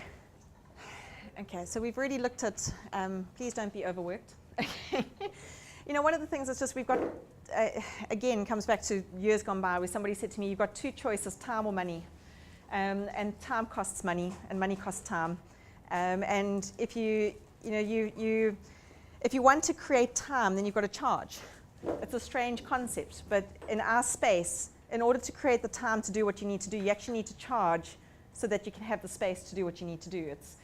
But we don't get that right as accountants. I just have to say that, and by the way, I'm across the country, whether I'm in Sandton and Joburg or whether I'm in Daar, it's the same conversation I have. And by the way, people always ask me, where's Daar? And I say, between the P and the Q. Okay? But we have this thing as accountants that we seem to be almost apologetic for what we charge and for the way we charge. And we can actually handle that by being upfront with it, which I'll get to in a sec. But please watch for red flags, okay? Like I said, the best thing you can do is sort out the bad apples before you start, okay? Because once you're stuck with them, you're stuck managing them. So if you can sort out your bad apples before you start, look for it. Look at the professional courtesy letter. Okay, send a professional courtesy letter. Do not start your engagement until your paperwork is sorted out. That is most probably one of my biggest issues I have with problematic clients, is that we rush in to save the day because the client is putting pressure on us about deadlines, okay, but the engagement letter is not signed. Or we've agreed to sort things out in anticipation that everything should be fine. And you know, those professional courtesy letters are quite interesting because when somebody is so happy to get rid of a client, don't you get a little bit worried? Okay? When somebody's like, no, you know, or that thing of no comment. Yeah, that's also a bit of a worry. Okay? And there's no, I've had this with one client where the client approached the practitioner, said, you know, it's always the previous accountant. The previous accountant is always, your name is mud. It's like when you leave a place, you know, the person that leaves, everything work they did or touched is always bad. Hey? If anything goes wrong, it's, well, you know, it was that person, they're now gone, so we can blame it all on them. Okay, it's the same as like the previous accountant. Most probably was trying really hard to manage this client, and the client decided that they would go onto greener pastures and come with a fresh broom, you know, and think that they could play their games with the new accountant. Okay, when just be aware that it's the previous accountant might have been slack, but the previous accountant could have also been trying really hard to get the right message across. Okay, so wait for the professional courtesy letters. Don't pull the trigger too quickly, okay? And if that professional courtesy letter is taking too long to come, wonder about that as well, because maybe that practitioner, I'm sure we've had that experience as well, where you're looking at this professional courtesy letter going, what do I say? How do I respond? Okay, because I don't quite know what to say and be honest and maintain my professionalism, but at the same time, I don't want this practitioner to take this client on because this client is dangerous, or you know, whatever it is. But sometimes you stare at those letters and it can take you a few weeks before you can draft a response because you're not quite sure how to balance your response, because they shouldn't take long to turn those letters around. Okay, but think about it very carefully, and as a, you know, think about no-CLAR as well. So you've got your non-compliance with laws and regulations in terms of, do you have a responsibility to at least inform the next accountant that there is a problem here? Okay, as a no-CLAR issue is that you actually in your professional courtesy letter should ask, is there a no-CLAR problem with this client? Has this client got non-compliance with laws and regulations? And as an exiting professional, you're supposed to respond to that question. Actually, following what I said earlier, whose responsibility is it to do your homework? You must do your homework. You must always, okay. Let me just tell you, yeah. I'm basically a bit cynical, saying each one do his own, each one must care about himself. Do you understand what I'm saying? Because I'm very cynical about rules and so Dennis's question is, who must do your homework? And is a very cynical, and Dennis, I know you're a very cynical accountant. But the point being is that it's CYA, okay, or CYB, cover your butt, okay? You are responsible, once you take that client on and they become your client, you are responsible for managing that relationship. So the moment those engagement letters are signed, it's your problem now. This is your circus. These are your performing lions, okay? This is your challenge that you're going to have to manage. So as much as they're coming to you, you are also deciding to take them on. And at that point is the easiest point to say, no, thank you. Now, this particular client that was coming at this practitioner was determined they deserved an accountant. Now, this is another common one at the moment. People don't understand that they do not deserve an accountant or auditor. There is no requirement that you have to take on their work. If they are being a bad, naughty child in the business world or being a bad player in the game, they should knock on 20 practitioners' doors and 20 practitioners' doors should close on them until they change their ways. And the practitioner that opens the door and says yes to that client is taking on the risk. And maybe that practitioner is very optimistic and is a Pollyanna and believes that they can change this person's ways, and we all know how well that works in relationships. The only person you can change is yourself. You can never change somebody else, okay? But if you believe you can change this person's ways, well, that's on you. Because if they don't change the ways, you're going to be managing those issues. So you get these people, these accountants, these clients that are very aggressive, and like, but we deserve an accountant, and you should take our work on, and how dare you not take our work on? And you close the door, and you say, please go to the next, keep on moving. Because I don't want these problems. These are going to be problems. Okay. So clients, that's also teaching people how to treat you. If in the very beginning, if in the courtship stage, you've got issues, do you think it's going to get better or going to get worse? It's going to get worse. This client as well was carrying on and actually wanted to take this practitioner to court for not taking on their work. And it was all this practitioner's problem. Okay? And this practitioner was saying, we haven't even signed an engagement letter. You're not even my client yet. Okay, how can this be my problem? No, because you're detrimenting, you're putting me in a bad position by not taking on my work. Okay? So I did enjoy, because one of the professional bodies' response to this practitioner was, well, if the mafia knock on your door, okay, you can say no. Okay? If this client is not a good, healthy client to have, say no. Okay, do not get involved. Okay, because extracting yourself from that situation is going to be far more complicated. But this is the point as well. In this situation, the engagement letter hadn't been signed. It had been sent, but hadn't been signed. Okay, which was a saving grace for this practitioner, because she can honestly say, I haven't signed the engagement letter, you're not my client, take your things and go. Because unfortunately, this client had also dropped everything off in anticipation of them starting the work.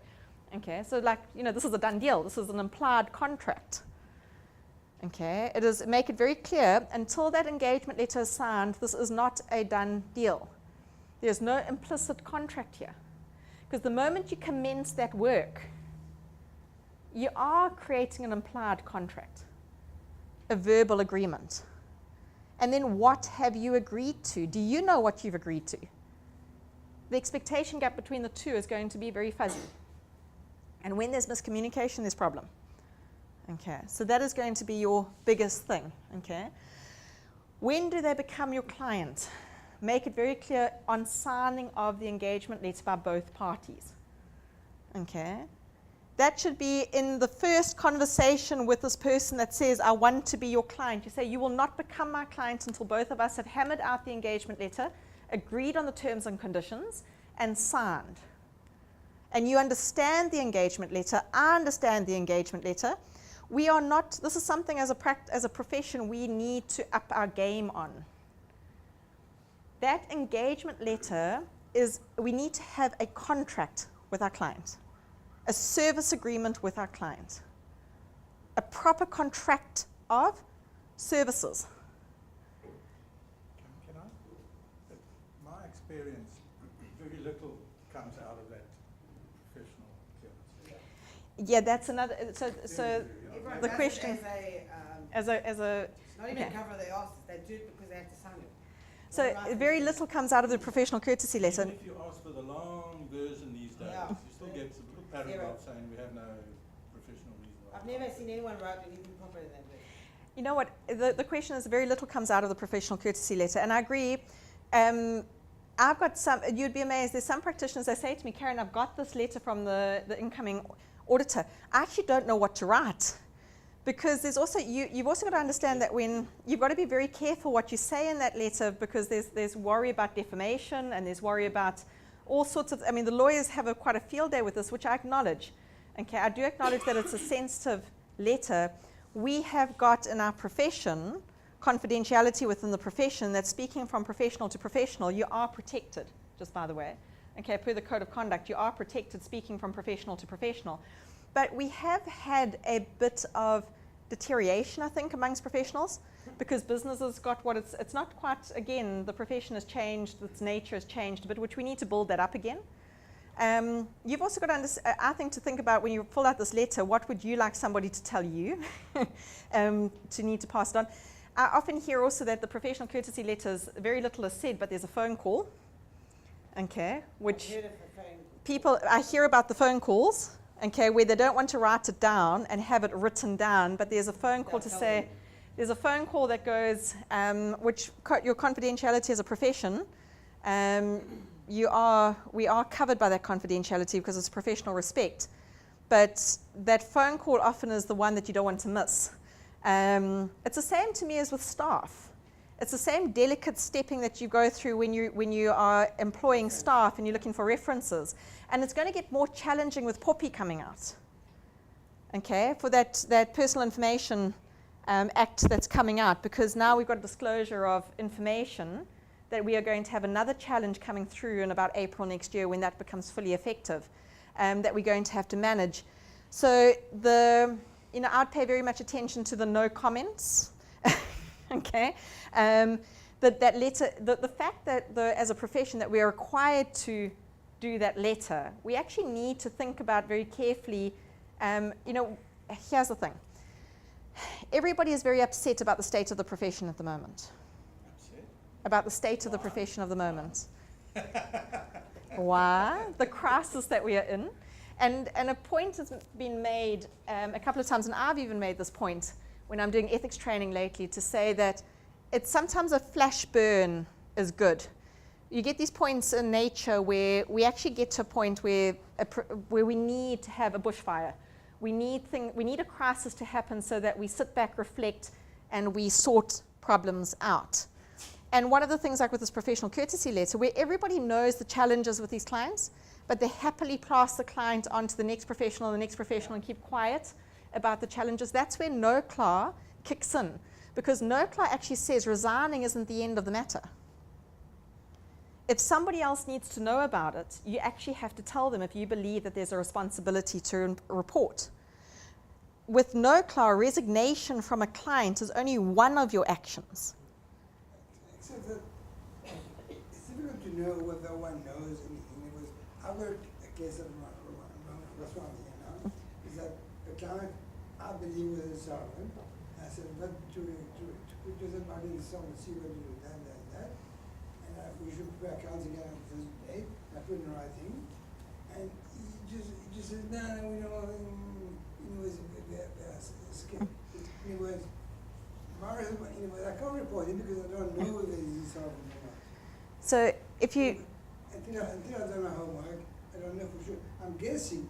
I mean, I know insolvent, but he's insolvent. But I've got nothing to do because I stayed out of it. So I apologize, but that's a real case. But the thing with, so thinking that your client is insolvent, not being sure about it, but with no-CLAR, you become aware of something, then you've got to gain an understanding of it and then take an action. So when you become aware of it, you've still got to respond to it. You can't just, that's what no-CLAR is asking us to do from July last year, is that even if I'm walking through the school parking lot. I've done that, he came back with information, which I believe is unvalid. I'm not sure if it's valid or not. It's a question of judgment. Yeah. Who is to say who I'm right or wrong? I don't know. Professional, but who's to say you're right or wrong? Professional judgment. Well, I'm waiting for more, because my standpoint is I'm waiting for more information. Okay. Because I'm wondering now, when do I become liable in terms of my professional responsibilities or not? Or do the client? Well, we'll talk about no-CLAR, run through no-CLAR in a bit, because that's part of today as well. No, it's a valid point. So we'll go through no-CLAR when your professional responsibilities kick in and how they kick in. But one of the points being that as a profession, with no-CLAR, what it's also saying to us is one of the reasons no-CLAR has come up is that they say the one challenge that was raised is that we resign too quickly and allow a problem to continue. So you know the famous quote from World War II, bad things happen when good people do nothing? By resigning and just stepping away, which is the way we are trained. We are trained per our code of conduct to disengage. When we come across a threat, when we come across a problem, we are trained to disengage, to resign, to step away. But then no-CLAR asks us, is that enough? Or do we still need to ring the bell because there's a public interest threat? Because this person is bad for business. And is there a responsibility at a minimum to tell the next accountant that is interested in this client that you're inheriting a problem? Because that client doesn't deserve an accountant or an auditor. And that client could very easily tip the profession into disrepute by being involved. I want to get back clear, I'm not an auditor. No, but all professional accountants have no CLAR. If it's not, I'm Yeah, not- it's not a reportable irregularity. I It's realize that. yeah. So the big thing is, do you take the work on? Okay. And I think we've harped on about that enough. Good old Richard Branson. The key is to set realistic customer expectations, and then not just to meet them, but to exceed them, preferably in unexpected and helpful ways. Okay. My point, though, in this quote is realistic customer expectations. Okay. We can't think. How many times I've had clients come to me and say, well, we think we need an independent review, not an audit. But they think that they're getting an audit for an independent review. Okay? That's not a realistic expectation. I've actually had somebody think a compilation is equivalent to assurance, or think that they could have assurance without the compilation. I'm like, well, what are you auditing then? You've got people that think that you're going to go and solve all their problems at SARS without them having to pay a cent.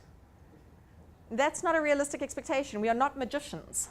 Okay, and plus, as Carmen keeps on reminding me, tax avoidance has a prison wall cell. Okay, and we are talking about tax efficiencies.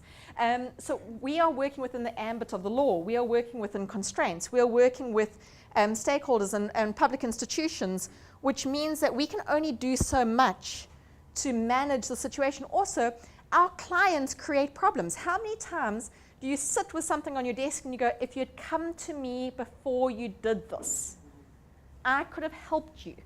You have done it. I can't help you. I can just help you mop up the mess. Okay, but you're going to have to mop up the mess. So being realistic with your clients, and they don't want to hear it.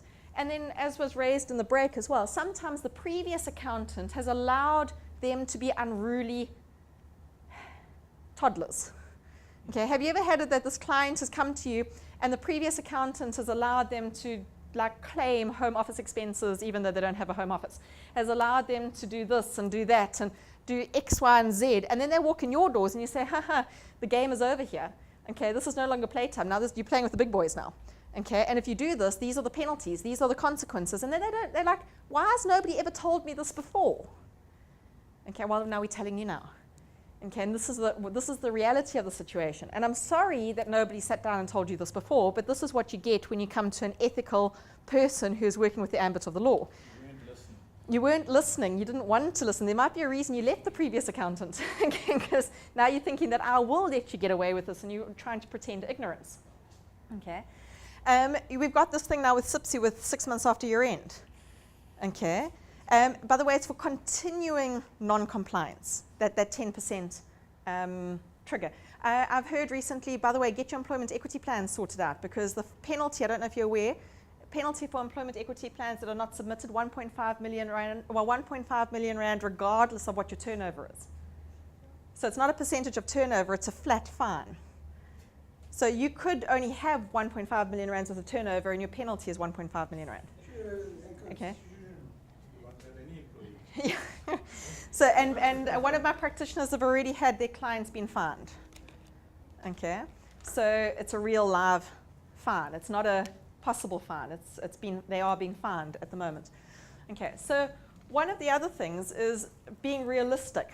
Okay, my big thing I was talking about quoting and prices. And some of you have heard this from me before, and I'm sorry to reiterate it, but I think it is phenomenal. Because we do have a problem with how we quote. Because often we get involved with something, we don't know how long is a piece of string. Okay? Unless it's monthly retainer work, how much is this going to cost? We have a rough idea. Okay, and I'm hearing all sorts of different costing and quoting models that are out there, but this is something that comes from the IT space, which I think is pretty phenomenal. It's called the cone of uncertainty. I love it, the cone of uncertainty. Because this is also a way to create a partnership with your client, by the way. I came across, I first started thinking about this with independent reviews, but to me, this is just a nice way to work with your client. Up front, in the negotiation stage, the client says, well, how much is this going to cost me? In your head, you know, well, I'm most probably going to quote you, let's say 40,000 rand. Whatever the engagement is, 40,000 rand. So you say to the client, look, this is going to cost, I anticipate, about 40,000 rand. Okay? Actually, no. You can most probably work this better. Okay. At a minimum, it's going to cost you 40,000 Rand because, hey, you want to build some fats in here. Okay. It's going to cost you 40,000 Rand. You know in your heart that at a minimum, you can charge them 40,000 Rand for this engagement. But this is a bit of client relations here, marketing strategies. Okay. You say to them, if you get everything to us on time, if it is done properly, if it is done as we need it, you can manage the cost at 40,000 Rand. But if you miss deadlines, if the stuff's a mess, if we've got to sort stuff out, realistically, because we know that there are going to be overruns and certain things, it could, realistically, it would be 50K. That is your normal quote, is the 50K. But you're giving them some space that if they manage things on their side, if they get things to you early, if they get things to you neat, nice, labeled file, some OCD office manager has done everything nice and neatly for you, okay, they could manage the costs down. But you knew that you needed to clear 40K minimum anyway. If this is a dog show, okay, if this is you walk in and this independent review becomes a full-on audit, okay, and everything is misplaced and they basically just tell you to go to this room and you open it and the receipts fall on top of you and you don't know where to find everything and then there's SARS objections and there's this and there's that and they haven't reached and everything is just going thing. Well, this could cost you maximum of 80K. So you're saying to them, look, there's a cone here, and how you work this is up to you. But you essentially give them 3 prices. You say, minimum, if you work with me and we do everything, like everything happens smoothly, which we all know will never happen. It's a pipe dream, it's a unicorn, okay? It is a mythical beast where everything happens smoothly, cleanly, and tidily. I always worry about those files because I think there's some fraud hiding somewhere because nothing is that clean. Okay, there's always some journal that went the wrong way or something that happened wrong that needs tidying up. Okay. I had a client that forgot that he ran out of wear and tear one year and then suddenly, something always goes wrong. Okay. And usually 2 days before you have to sign off your financials. Have you noticed that? Okay. So they can manage, that gives them a bit of sense of power as well because they feel like, well, they can actually have something to reduce the costs. And it's amazing when you hand a bit of power to your client how much they come to the party. If they believe they can save, but they've got some power in the game, okay? Because it's a grudge spend. So if you say it's a grudge spend, but you can actually play with, you could possibly save 10,000 Rand on the fee, that they sort of like, we're going to work with this 10,000 Rand we can play with. And then, guess who gets the stress? Not you, the bookkeeper. Okay, because the FD is going, why haven't you got this ready on time? The auditor wanted it yesterday. Okay, so suddenly the pressure is off you and internal. I like that. Okay, make it. In my experience with that, then they get it all to you wrong. Well, you said you've got to be very clear in your deliverables. You've got to manage the process so carefully when you do engagement as like that. If you don't get back to them on time, that they didn't do right, then it goes the other direction. You've got to know that you've got to manage the process on your side as well. So this doesn't come without. Yeah, it's a give and take. But what you do also have is that as things are not right or as things are problematic, you're communicating. It forces you to communicate with your client and say that bank recon is totally wrong. The fixed asset register doesn't cost. This is going so that the client also knows that there are problems that on their side that are being dealt with or needing to be sorted out. Because again, it's like that car that went in for service. If you don't know what you can control or what the issues are on your side, that's when clients get unhappy. The two-way communication thing works. Because don't we land up doing this anyway? When we have overruns and we're trying to charge on to the client, we have to explain to them why we've got overruns. At least now the client also knows that you're not going to charge more than 80K. Okay, so once it tips over above 50 into that side, that's your side now to manage. Because now you've got to manage your staff and everything else that they're being better in what they're doing. But it does mean, because most of what I see in practice is people go and quote 50K for the job or 40K for the job, and write-offs, okay?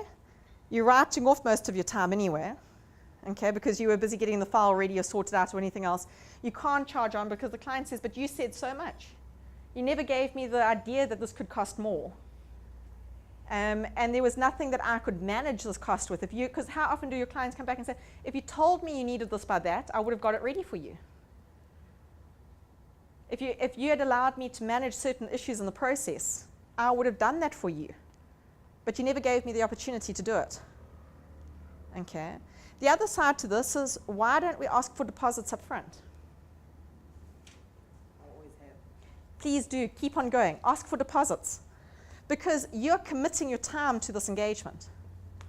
You're also sacrificing other work to do this engagement. Ask for a deposit up front. I know there's been discussions about accountants and auditors having trust accounts, but then the question is, who audits the auditors? Just by the way.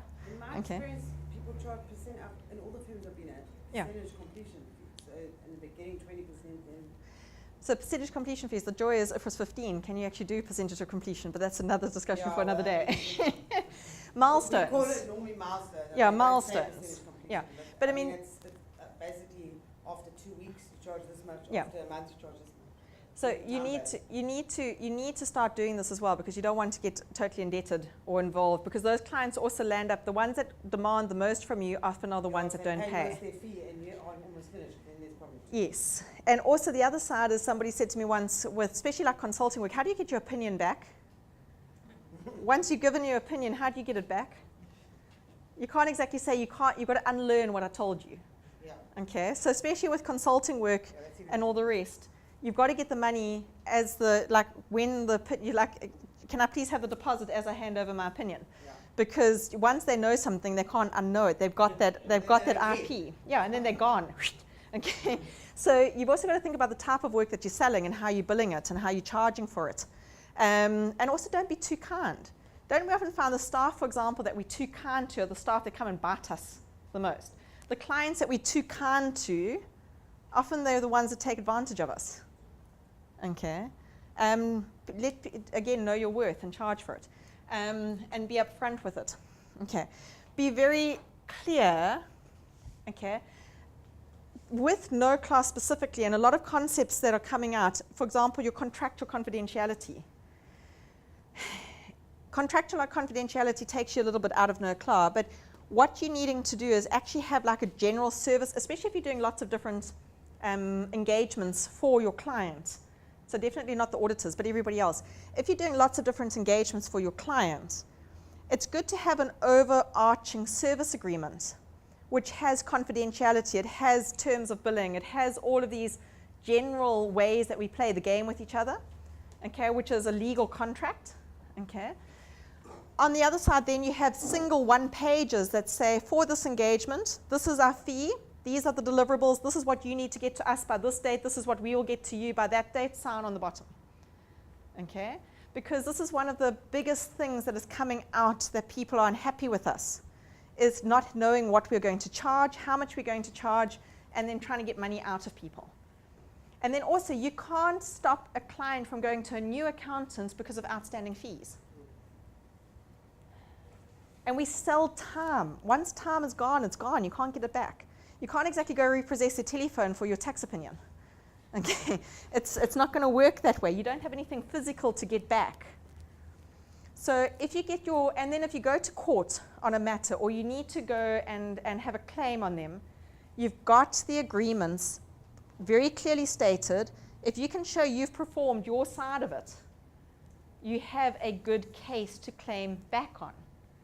But if you don't have this explicit agreement, and then also by having this overarching service level agreement, and then being able to say, okay, now I'm doing your PAYE. PAYE has got certain requirements. That is different. Financials are different. Bookkeeping is different. Advice is different. So you're able to tailor make each project per that single quote with the deliverables, with the deadlines, etc., to it.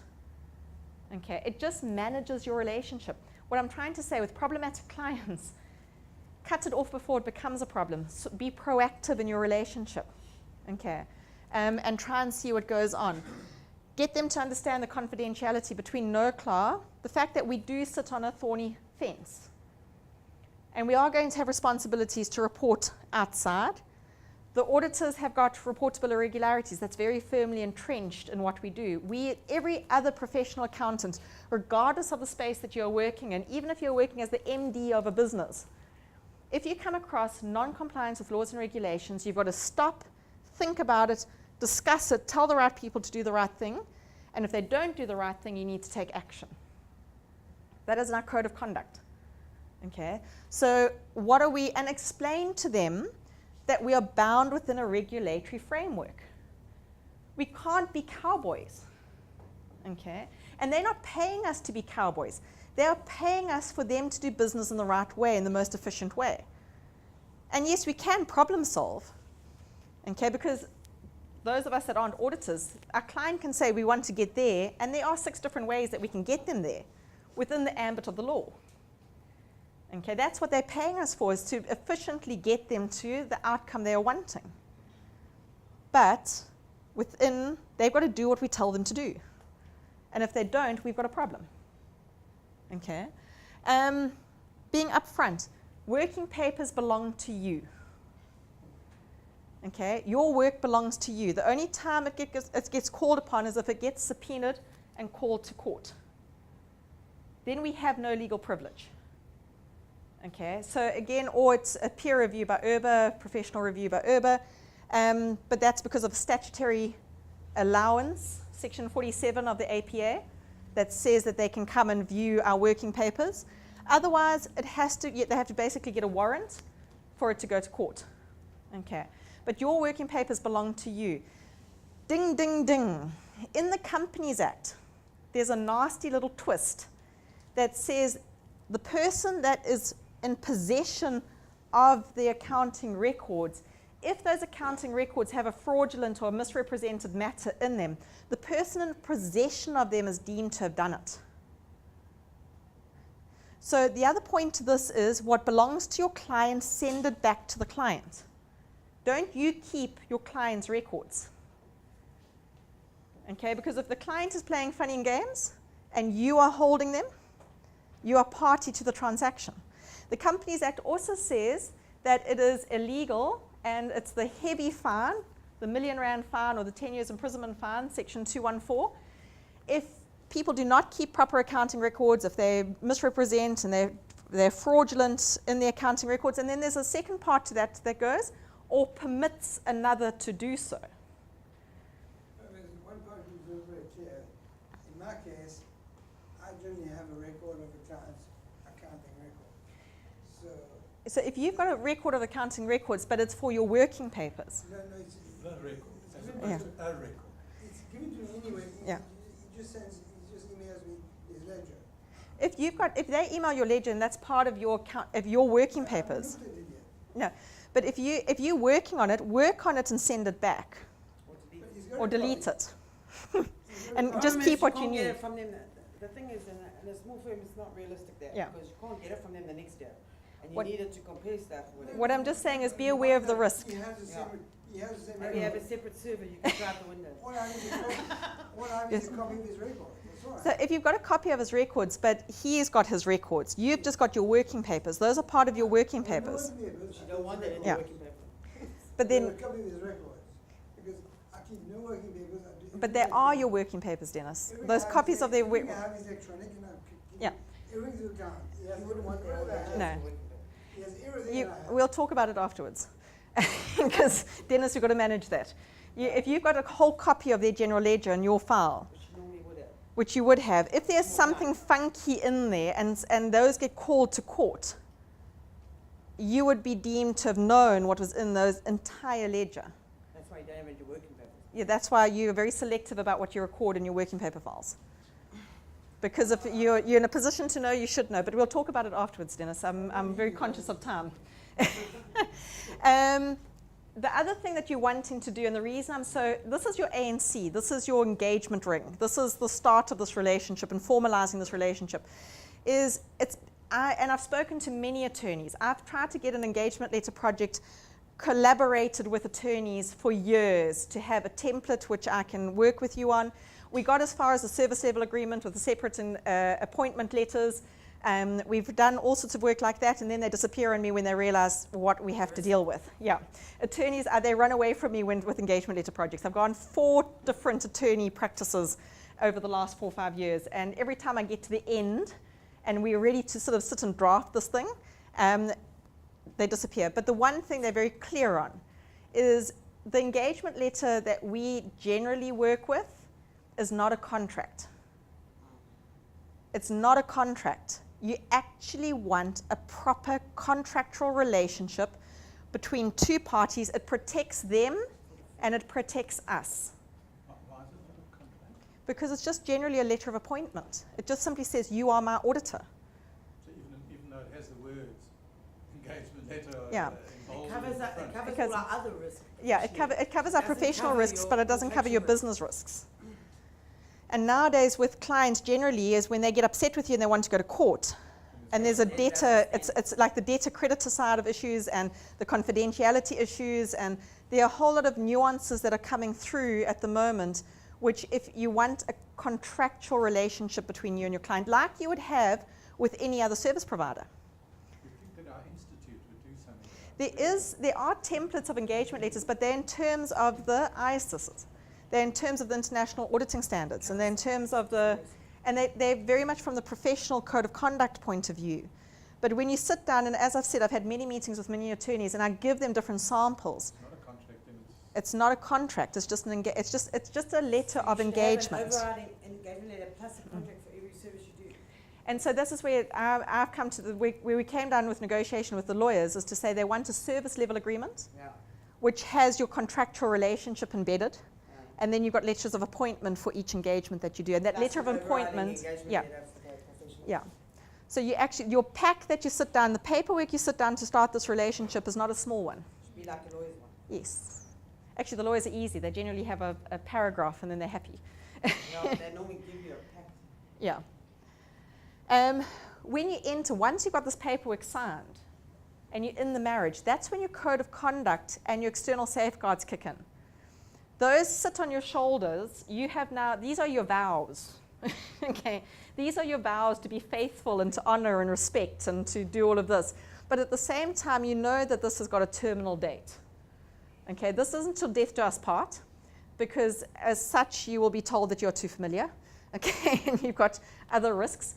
But your code of professional conduct is where you're in this relationship, but you have to sort of keep your distance. Obviously, depending on the type of services, the more distance, the auditors are the ones that are literally halfway out the door already. Okay, but everybody else, there will be a different, but there will be a distance between us at all times, a professional distance. That's what makes us what we are. So we've got to monitor our independence at all times. Okay, and our clients get unhappy with us because now they're in this relationship with us. They feel they can tell us everything. They feel they can do, that we are supposed to be there for them at all points of contact. And we are sort of keeping them at arm's length. You can see how that can create tension.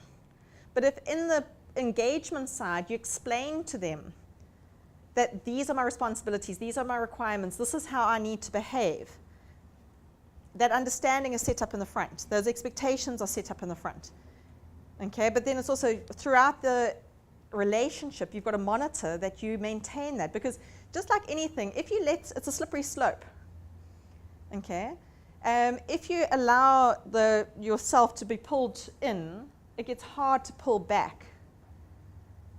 Okay, you've got to. That's our job. That's our work with this relationship, is to continually maintain that distance, even when sometimes we don't want to, because without your independence and without maintaining that distance, to be professionally skeptical is really hard. Okay, it becomes very difficult to maintain your professional skepticism when you become familiar and your independence is threatened. And that is where we get into trouble. The other side, documentation.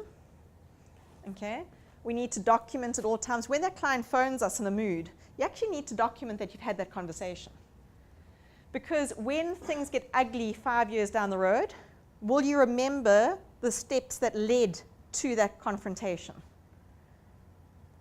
I don't know about you, but I'm not very good at these things sometimes. So sometimes you actually need to. That's why an email trigger and confirmation on email is really important. When you've had conversations, especially about difficult things, to follow it up with an email, to say, per our conversation today, can I please confirm? Okay, we agreed to this, or we did that. Because some things are done in a heat of the moment handshake agreement, and then they hold you to it. And then you're going, well, how many glasses of wine did I have at that lunch when I agreed to do that? Because I can't actually believe I would have agreed to have done that. And they vow and declare that with witnesses that you did agree to do that. Did you? Okay. And then possibly now, because you don't know quite what you do, you go ahead and do it, and now they have you. Okay. And just remember NOCLAR. So this is the other challenge. If you've got contractual confidentiality with that engagement letter, do you know to break that is really through a court of law? Only the court of law can decide whether or not whistleblowing on that was the right thing to do. But you can never be contracted into doing anything illegal. Okay, so they can't contract you into being party to an illegal transaction. But it's sort of like a non-disclosure agreement. If you sign a non-disclosure agreement, you can't break that. You'll only know whether breaking that was the right thing to do if it goes to court and the judge decides. We do not have legal privilege. Okay, so it is one of the things to monitor. So a big part in all of this when you're working with these clients, especially those ones that come at you with, I don't know, it's quite intimidating sometimes when they can come. Some of us are good at it. Some people go Iceman, okay, where they can have all of this coming in their face and they're very calm, okay. Not everybody has that skill. It is something that we earn and develop, okay. But practice the pause. So I really love this. It says, between stimulus and response, there is a space. In that space is our power to choose our response. Okay? In that response lies our growth and our freedom. So you can stop, pause, and then if you want to go like a bull terrier, go for it. But just remember that in that pause, you reflected on the consequences of your actions. Okay? Often, never respond in anger. Never respond. I have this, my poor husband, you'd think I was bad, but it only happens every couple of months. But if something happens to me, I've got this thing where you have to purge it. So I'll sit and write a frantically furious email, and I email it to my husband. Okay, and he then phones me. Hey, he phones me and it's sort of like, dear, do I need to buy ice cream for tonight? Yes, please. And then, but once you've purged that initial response, then you can sit and think clearly. And then have a more constructive response. And then also sometimes it's not personal, it's business. Okay, it's not, and I think maybe it's a gender thing, but I think as women we've got to learn, this is a skill we've got to learn often, is we take things personally when it's actually just business. And sometimes it is personal, and you've got to just say, well, now this is a business space, so please can you leave the personal at the door. But it isn't that pause, okay? Stop, pause. They can come at you very unprofessionally, but you stop, pause, and you choose how you respond back. That's where your power lies. Okay. Pay attention to your gut, no matter how good something looks. If your gut says walk away, walk away. I can't emphasize that enough. Ice cream? Hmm? What about the ice cream? The ice cream. Yeah, well, sometimes you need the ice cream too. Sometimes it feels right. Yeah, sometimes it feels right. And you know what? If you go eat the ice cream, then know that you're going to be running 10Ks the next day. And there's always a consequence to your actions. Okay. With all of this, with most of your problematic clients, this is where the threat to your ethics comes from. You can have also very charming clients that are problematic. I've got one particular practitioner that phones me from Joburg, and he's a total flirt. A total flirt. I don't think he's heard about the Me Too generation yet. Okay, because he's hello my darling, hello my sweetheart. Yeah, no, we've got this issue about this. As women in practice, we've got to manage this sometimes. Very dotted line. Yeah, anyway, I won't go down there. I can go down there for sexual harassment is a whole different problematic client issue. By the way, guys as much as girls, hey, it's not just having a good day at the office. But you've got the client, he'll phone me and he's very sweet and very charming, but you're like, no, I can't do this work. Oh, but come on, you like me, Caryn, and I'm such a good client of yours, and you will do this work for me. And I'm like, no, I can't do this work. But they're just like water on a stone. It's just sort of like they're being very sweet, and you sort of feel you know, I really want to help you, but then you're looking at your to-do list and you're looking at the files next to you and you're thinking, if I say yes to you, something there is going to go into trouble. And you try and stand the line. but it's very charming and very sweet and very, you've got to say no. It's not just always about the aggressive ones. There are other ways to circumvent and manipulate to try and get you where they want you to be. Okay? And there's also the ones that say, I'll pay double your fee. But then you've got to sit back and think, is this really a transaction I want to be involved in? Is the money worth my ethics? Okay. And the time pressures. Because can you really, if somebody wants something done urgently, absolutely now, sometimes I sit down and wonder, why? Why are you rushing me like this? What are you hoping I don't see? Because when you're trying to make me focus on over here, what am I missing over there? Okay. So this is where your threats come from. When you're looking at your code of conduct, these problematic clients are often, they are your threats. Okay? And you need to decide, is this something that you can live with or something you can manage? So you need to decide with that threat, what is it threatening and how can you protect yourself? And sometimes you've got to just say, look, I'm auditing, section 90 subsection 2 says I cannot do that work for you. I cannot do that valuation for you. I cannot do this because I'm not allowed to. That's an external safeguard, okay? Or I don't have the capacity, or I've got whatever it is, and I'm unable to do it. If it's at an acceptable level, carry on. If it's not an acceptable level, our code of conduct says leave, exit, walk away, get out of the situation. Do not put yourself in a situation where your ethics are threatened. Okay? That is also why we don't have one client that is all our audit fee. Because if we need to leave, we do not want to liquidate our practice. Okay? The challenge with this is that you've got to decide how risk averse you are. Okay? Because some people have an acceptable risk that they're happy to take on it where others aren't. Auditors, you can leave, but you might need to finish the engagement. Your exit point is your audit report. Because disclaimer, adverse. Wish you could leave sometimes. Yeah, sometimes you really wish. The auditor is the one that's stuck the longest. Everybody else, what does your letter of engagement say is your notice period to exit the engagement? Again, do any of our engagement letters have that? No. It's not a contract. It's not a contract.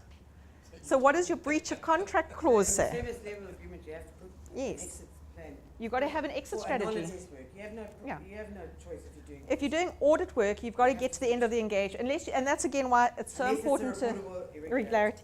But also with an assessment, assurance work, that's also why you're so pedantic about who you choose before you start the job. Because once you're in it, you're in it. And your fee structure. Yeah, and your fee structure. But with a non-assurance job, if you've got it that you'll give a month's notice, so you'll do the next month's payroll run and the next month's books, at what point can you exit and be professional in your exit? Because you can't just say, hands up, I'm out of here. That's not professional. Yeah. You can't shout back at your client. That's not professional. So if you've got as much as you'd like to, okay, put the phone down, make sure you've ended the call. Okay, I had the one situation once where I was collaborating with somebody, and she didn't end her Skype call. And I don't think she realized that I might not be able to speak Afrikaans, but I'm pretty fluent in understanding Afrikaans. Especially swear words. And then I got to hear exactly what she thought of me, and eventually I was like, bye. You just had to say that, bye. And somebody went very red on the other side of the Skype call because she turned around to her PA and she was venting. And she was just venting. I took it from where it was. It was a difficult situation and she was just venting and I was the messenger. But make sure that Skype call is ended before you do that. Okay. But come back to, at the end, we've always got in this situation professional behavior. Okay, but do we still have integrity? Can we be objective? To me, objectivity is the hardest thing. How good is my poker face and can I leave my issues at the door? Okay. Do you care? Again, problematic clients. Do we have the capacity? Do we have the skills? Should we have taken the job on to begin with? Okay. Maybe this job is bigger than we realized. Okay. and then the confidentiality issue. But those are often where we land up in problems. And then professional behavior at the end always comes back to haunt us. We've always got to be the bigger person. Otherwise, we land up with a public disciplinary hearing. Okay? But they will go running very quickly if they believe we haven't behaved in a professional manner. That is the old-fashioned, remember those of us that studied a while back, bringing the profession into disrepute. Okay. How can they do that? Self-review, marking your own homework, personal interest, relationships, intimidation. And intimidation is not just, I'll take my work elsewhere. Intimidation, I will say what I want to say about you on social media. Reputational damage. Okay. I've had situations of physical intimidation. I had a practitioner that was terrified of a client that was too scared to walk to their car in the evenings because the client was waiting for them. Okay. If you talk about reportable irregularities and people taking the fact that you are responsible for their business, they can take that quite seriously. Okay. And you can be at quite a bit of risk from your family and your physical well-being from behaving. Advocacy, and then the biggest one, familiarity. And that's also where people can put pressure on you because you are a friend, your kids go together, school together, this happens, that happens, and then where does that leave you and how you manage that relationship? Okay. NOCLAR, this sums up to me NOCLAR. Integrity is choosing courage over comfort. It is choosing what is right over what is fun, fast, or easy. It is choosing to practice your values rather than simply profess them. So that again is when working with these clients, we are principled ethics. In other words, we are non-consequentialists. We don't worry about the outcome as much as we worry about the principle of the thing. And that's difficult, okay, because sometimes the outcome is harsh. Losing a client is not easy. Okay, having to go to court to defend your position is not easy. Okay, getting into dispute that is long and drawn out is not easy. Doing a reportable irregularity is not easy, but it is the right thing to do. Sticking by your guns. Okay, so please, with NOCLAR, remember if your clients commit or don't do, they either do it or they don't do something they should, intentionally or unintentionally. And it's your client or your employing organization. That's when it is your circus. Okay? You have to deal with it. So if it's inconsequential, you don't deal with it. If it's of a personal nature that doesn't affect business, you don't have to deal with it. Or if it's not your client, not your employer, you don't have to deal with it. Otherwise, you have to deal with it. And if you come across these things with these clients, and often this is where the problems start. If you become aware, wherever you become aware, you can't become aware of something on Sunday and forget it on Monday. Find out more about it. So get all the facts, get all the data. It's not a suspicious transaction in terms of FIC. It is, you are aware of the transaction and you know about it. Speak to the people in charge. Okay, tell the right people to do the right thing. And if they don't do the right thing, if they don't do a voluntary disclosure program, if they don't admit fault, if they don't register for VAT or get their financials sorted out or do whatever it is they're needing to do, what do you do next? Resignation is one option. Reportable irregularity is one option. Discussing it with external auditors is one option. Reporting to regulators is one option. You might be doing multiple options. You might be resigning and reporting. Okay.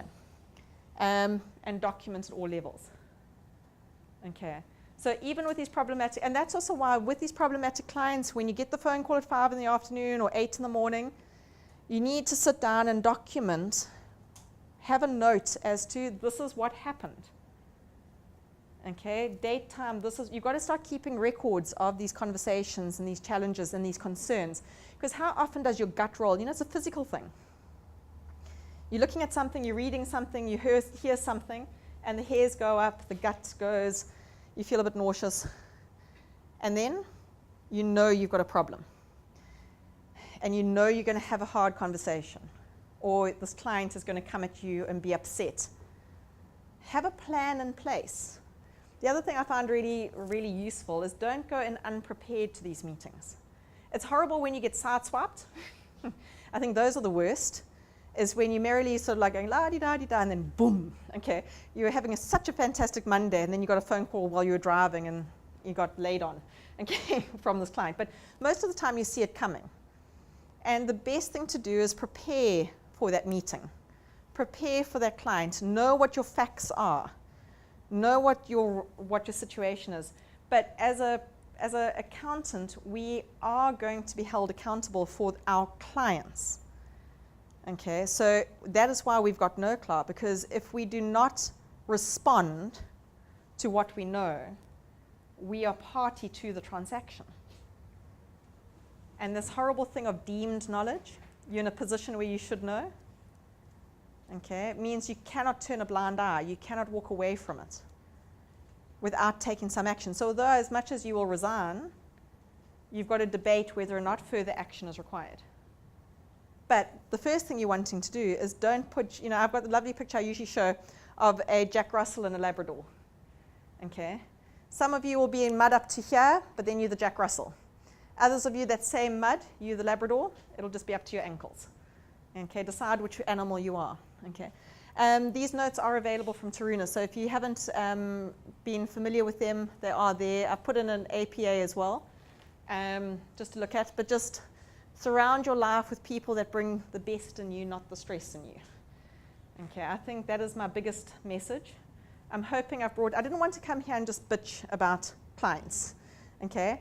Because you've got clients that give you the runaround. You've got clients that you do work for. You walk them all the way through their problems. You get to the end, they leave you. You've got clients that are aggressive and don't want to do what they need to do. You've got clients that blame you for everything that they've done. You've got clients that don't tell you the full extent of a problem until you're already committed. And then you're trying to sort it out, and then they don't want to deal with it. You've got clients that don't pay. You've got clients that are very ignorant about what they're getting involved in, too naive, okay? And then you having to walk them through it. But I think if you follow the logic and the methodology, and especially sit down and have some heart-to-hearts with them, they appreciate it, and make a decision whether or not you're fit to begin with. Don't get married to someone that you can't have a relationship going forward. Don't do a Las Vegas deal here with accountants and clients. That's when you land up wanting an annulment rather quickly. And to get an annulment from your client is a tough one. Divorce is not easy from your clients, especially when you know where all their skeletons are hidden and where all the bodies are buried. Okay. But to have a good working relationship, set the ground rules. Set the tone, and then I hope that you can minimize your problematic clients. They will not go away. We live in a tense situation at the moment, tense with money, tense with business, but we will get it sorted out. So on that note, simply, I can talk for hours and hours, as I'm sure you can tell, but we already are half an hour over time. Oh, my hat. So on that note, I will leave you and say we'll chat about questions and that off air. But enjoy your day, enjoy your Monday. I hope your week goes well, and that you have a good long week, seeing as how the public holiday is done. And if you're needing to, I'll leave my contact details up on the board. I'm sorry, I left my cards in my car. If you're wanting to get hold of me or chat, you're happy to get hold of me. I'm more than welcome to, or more than happy to discuss matters with you. Okay. Otherwise, good luck and enjoy.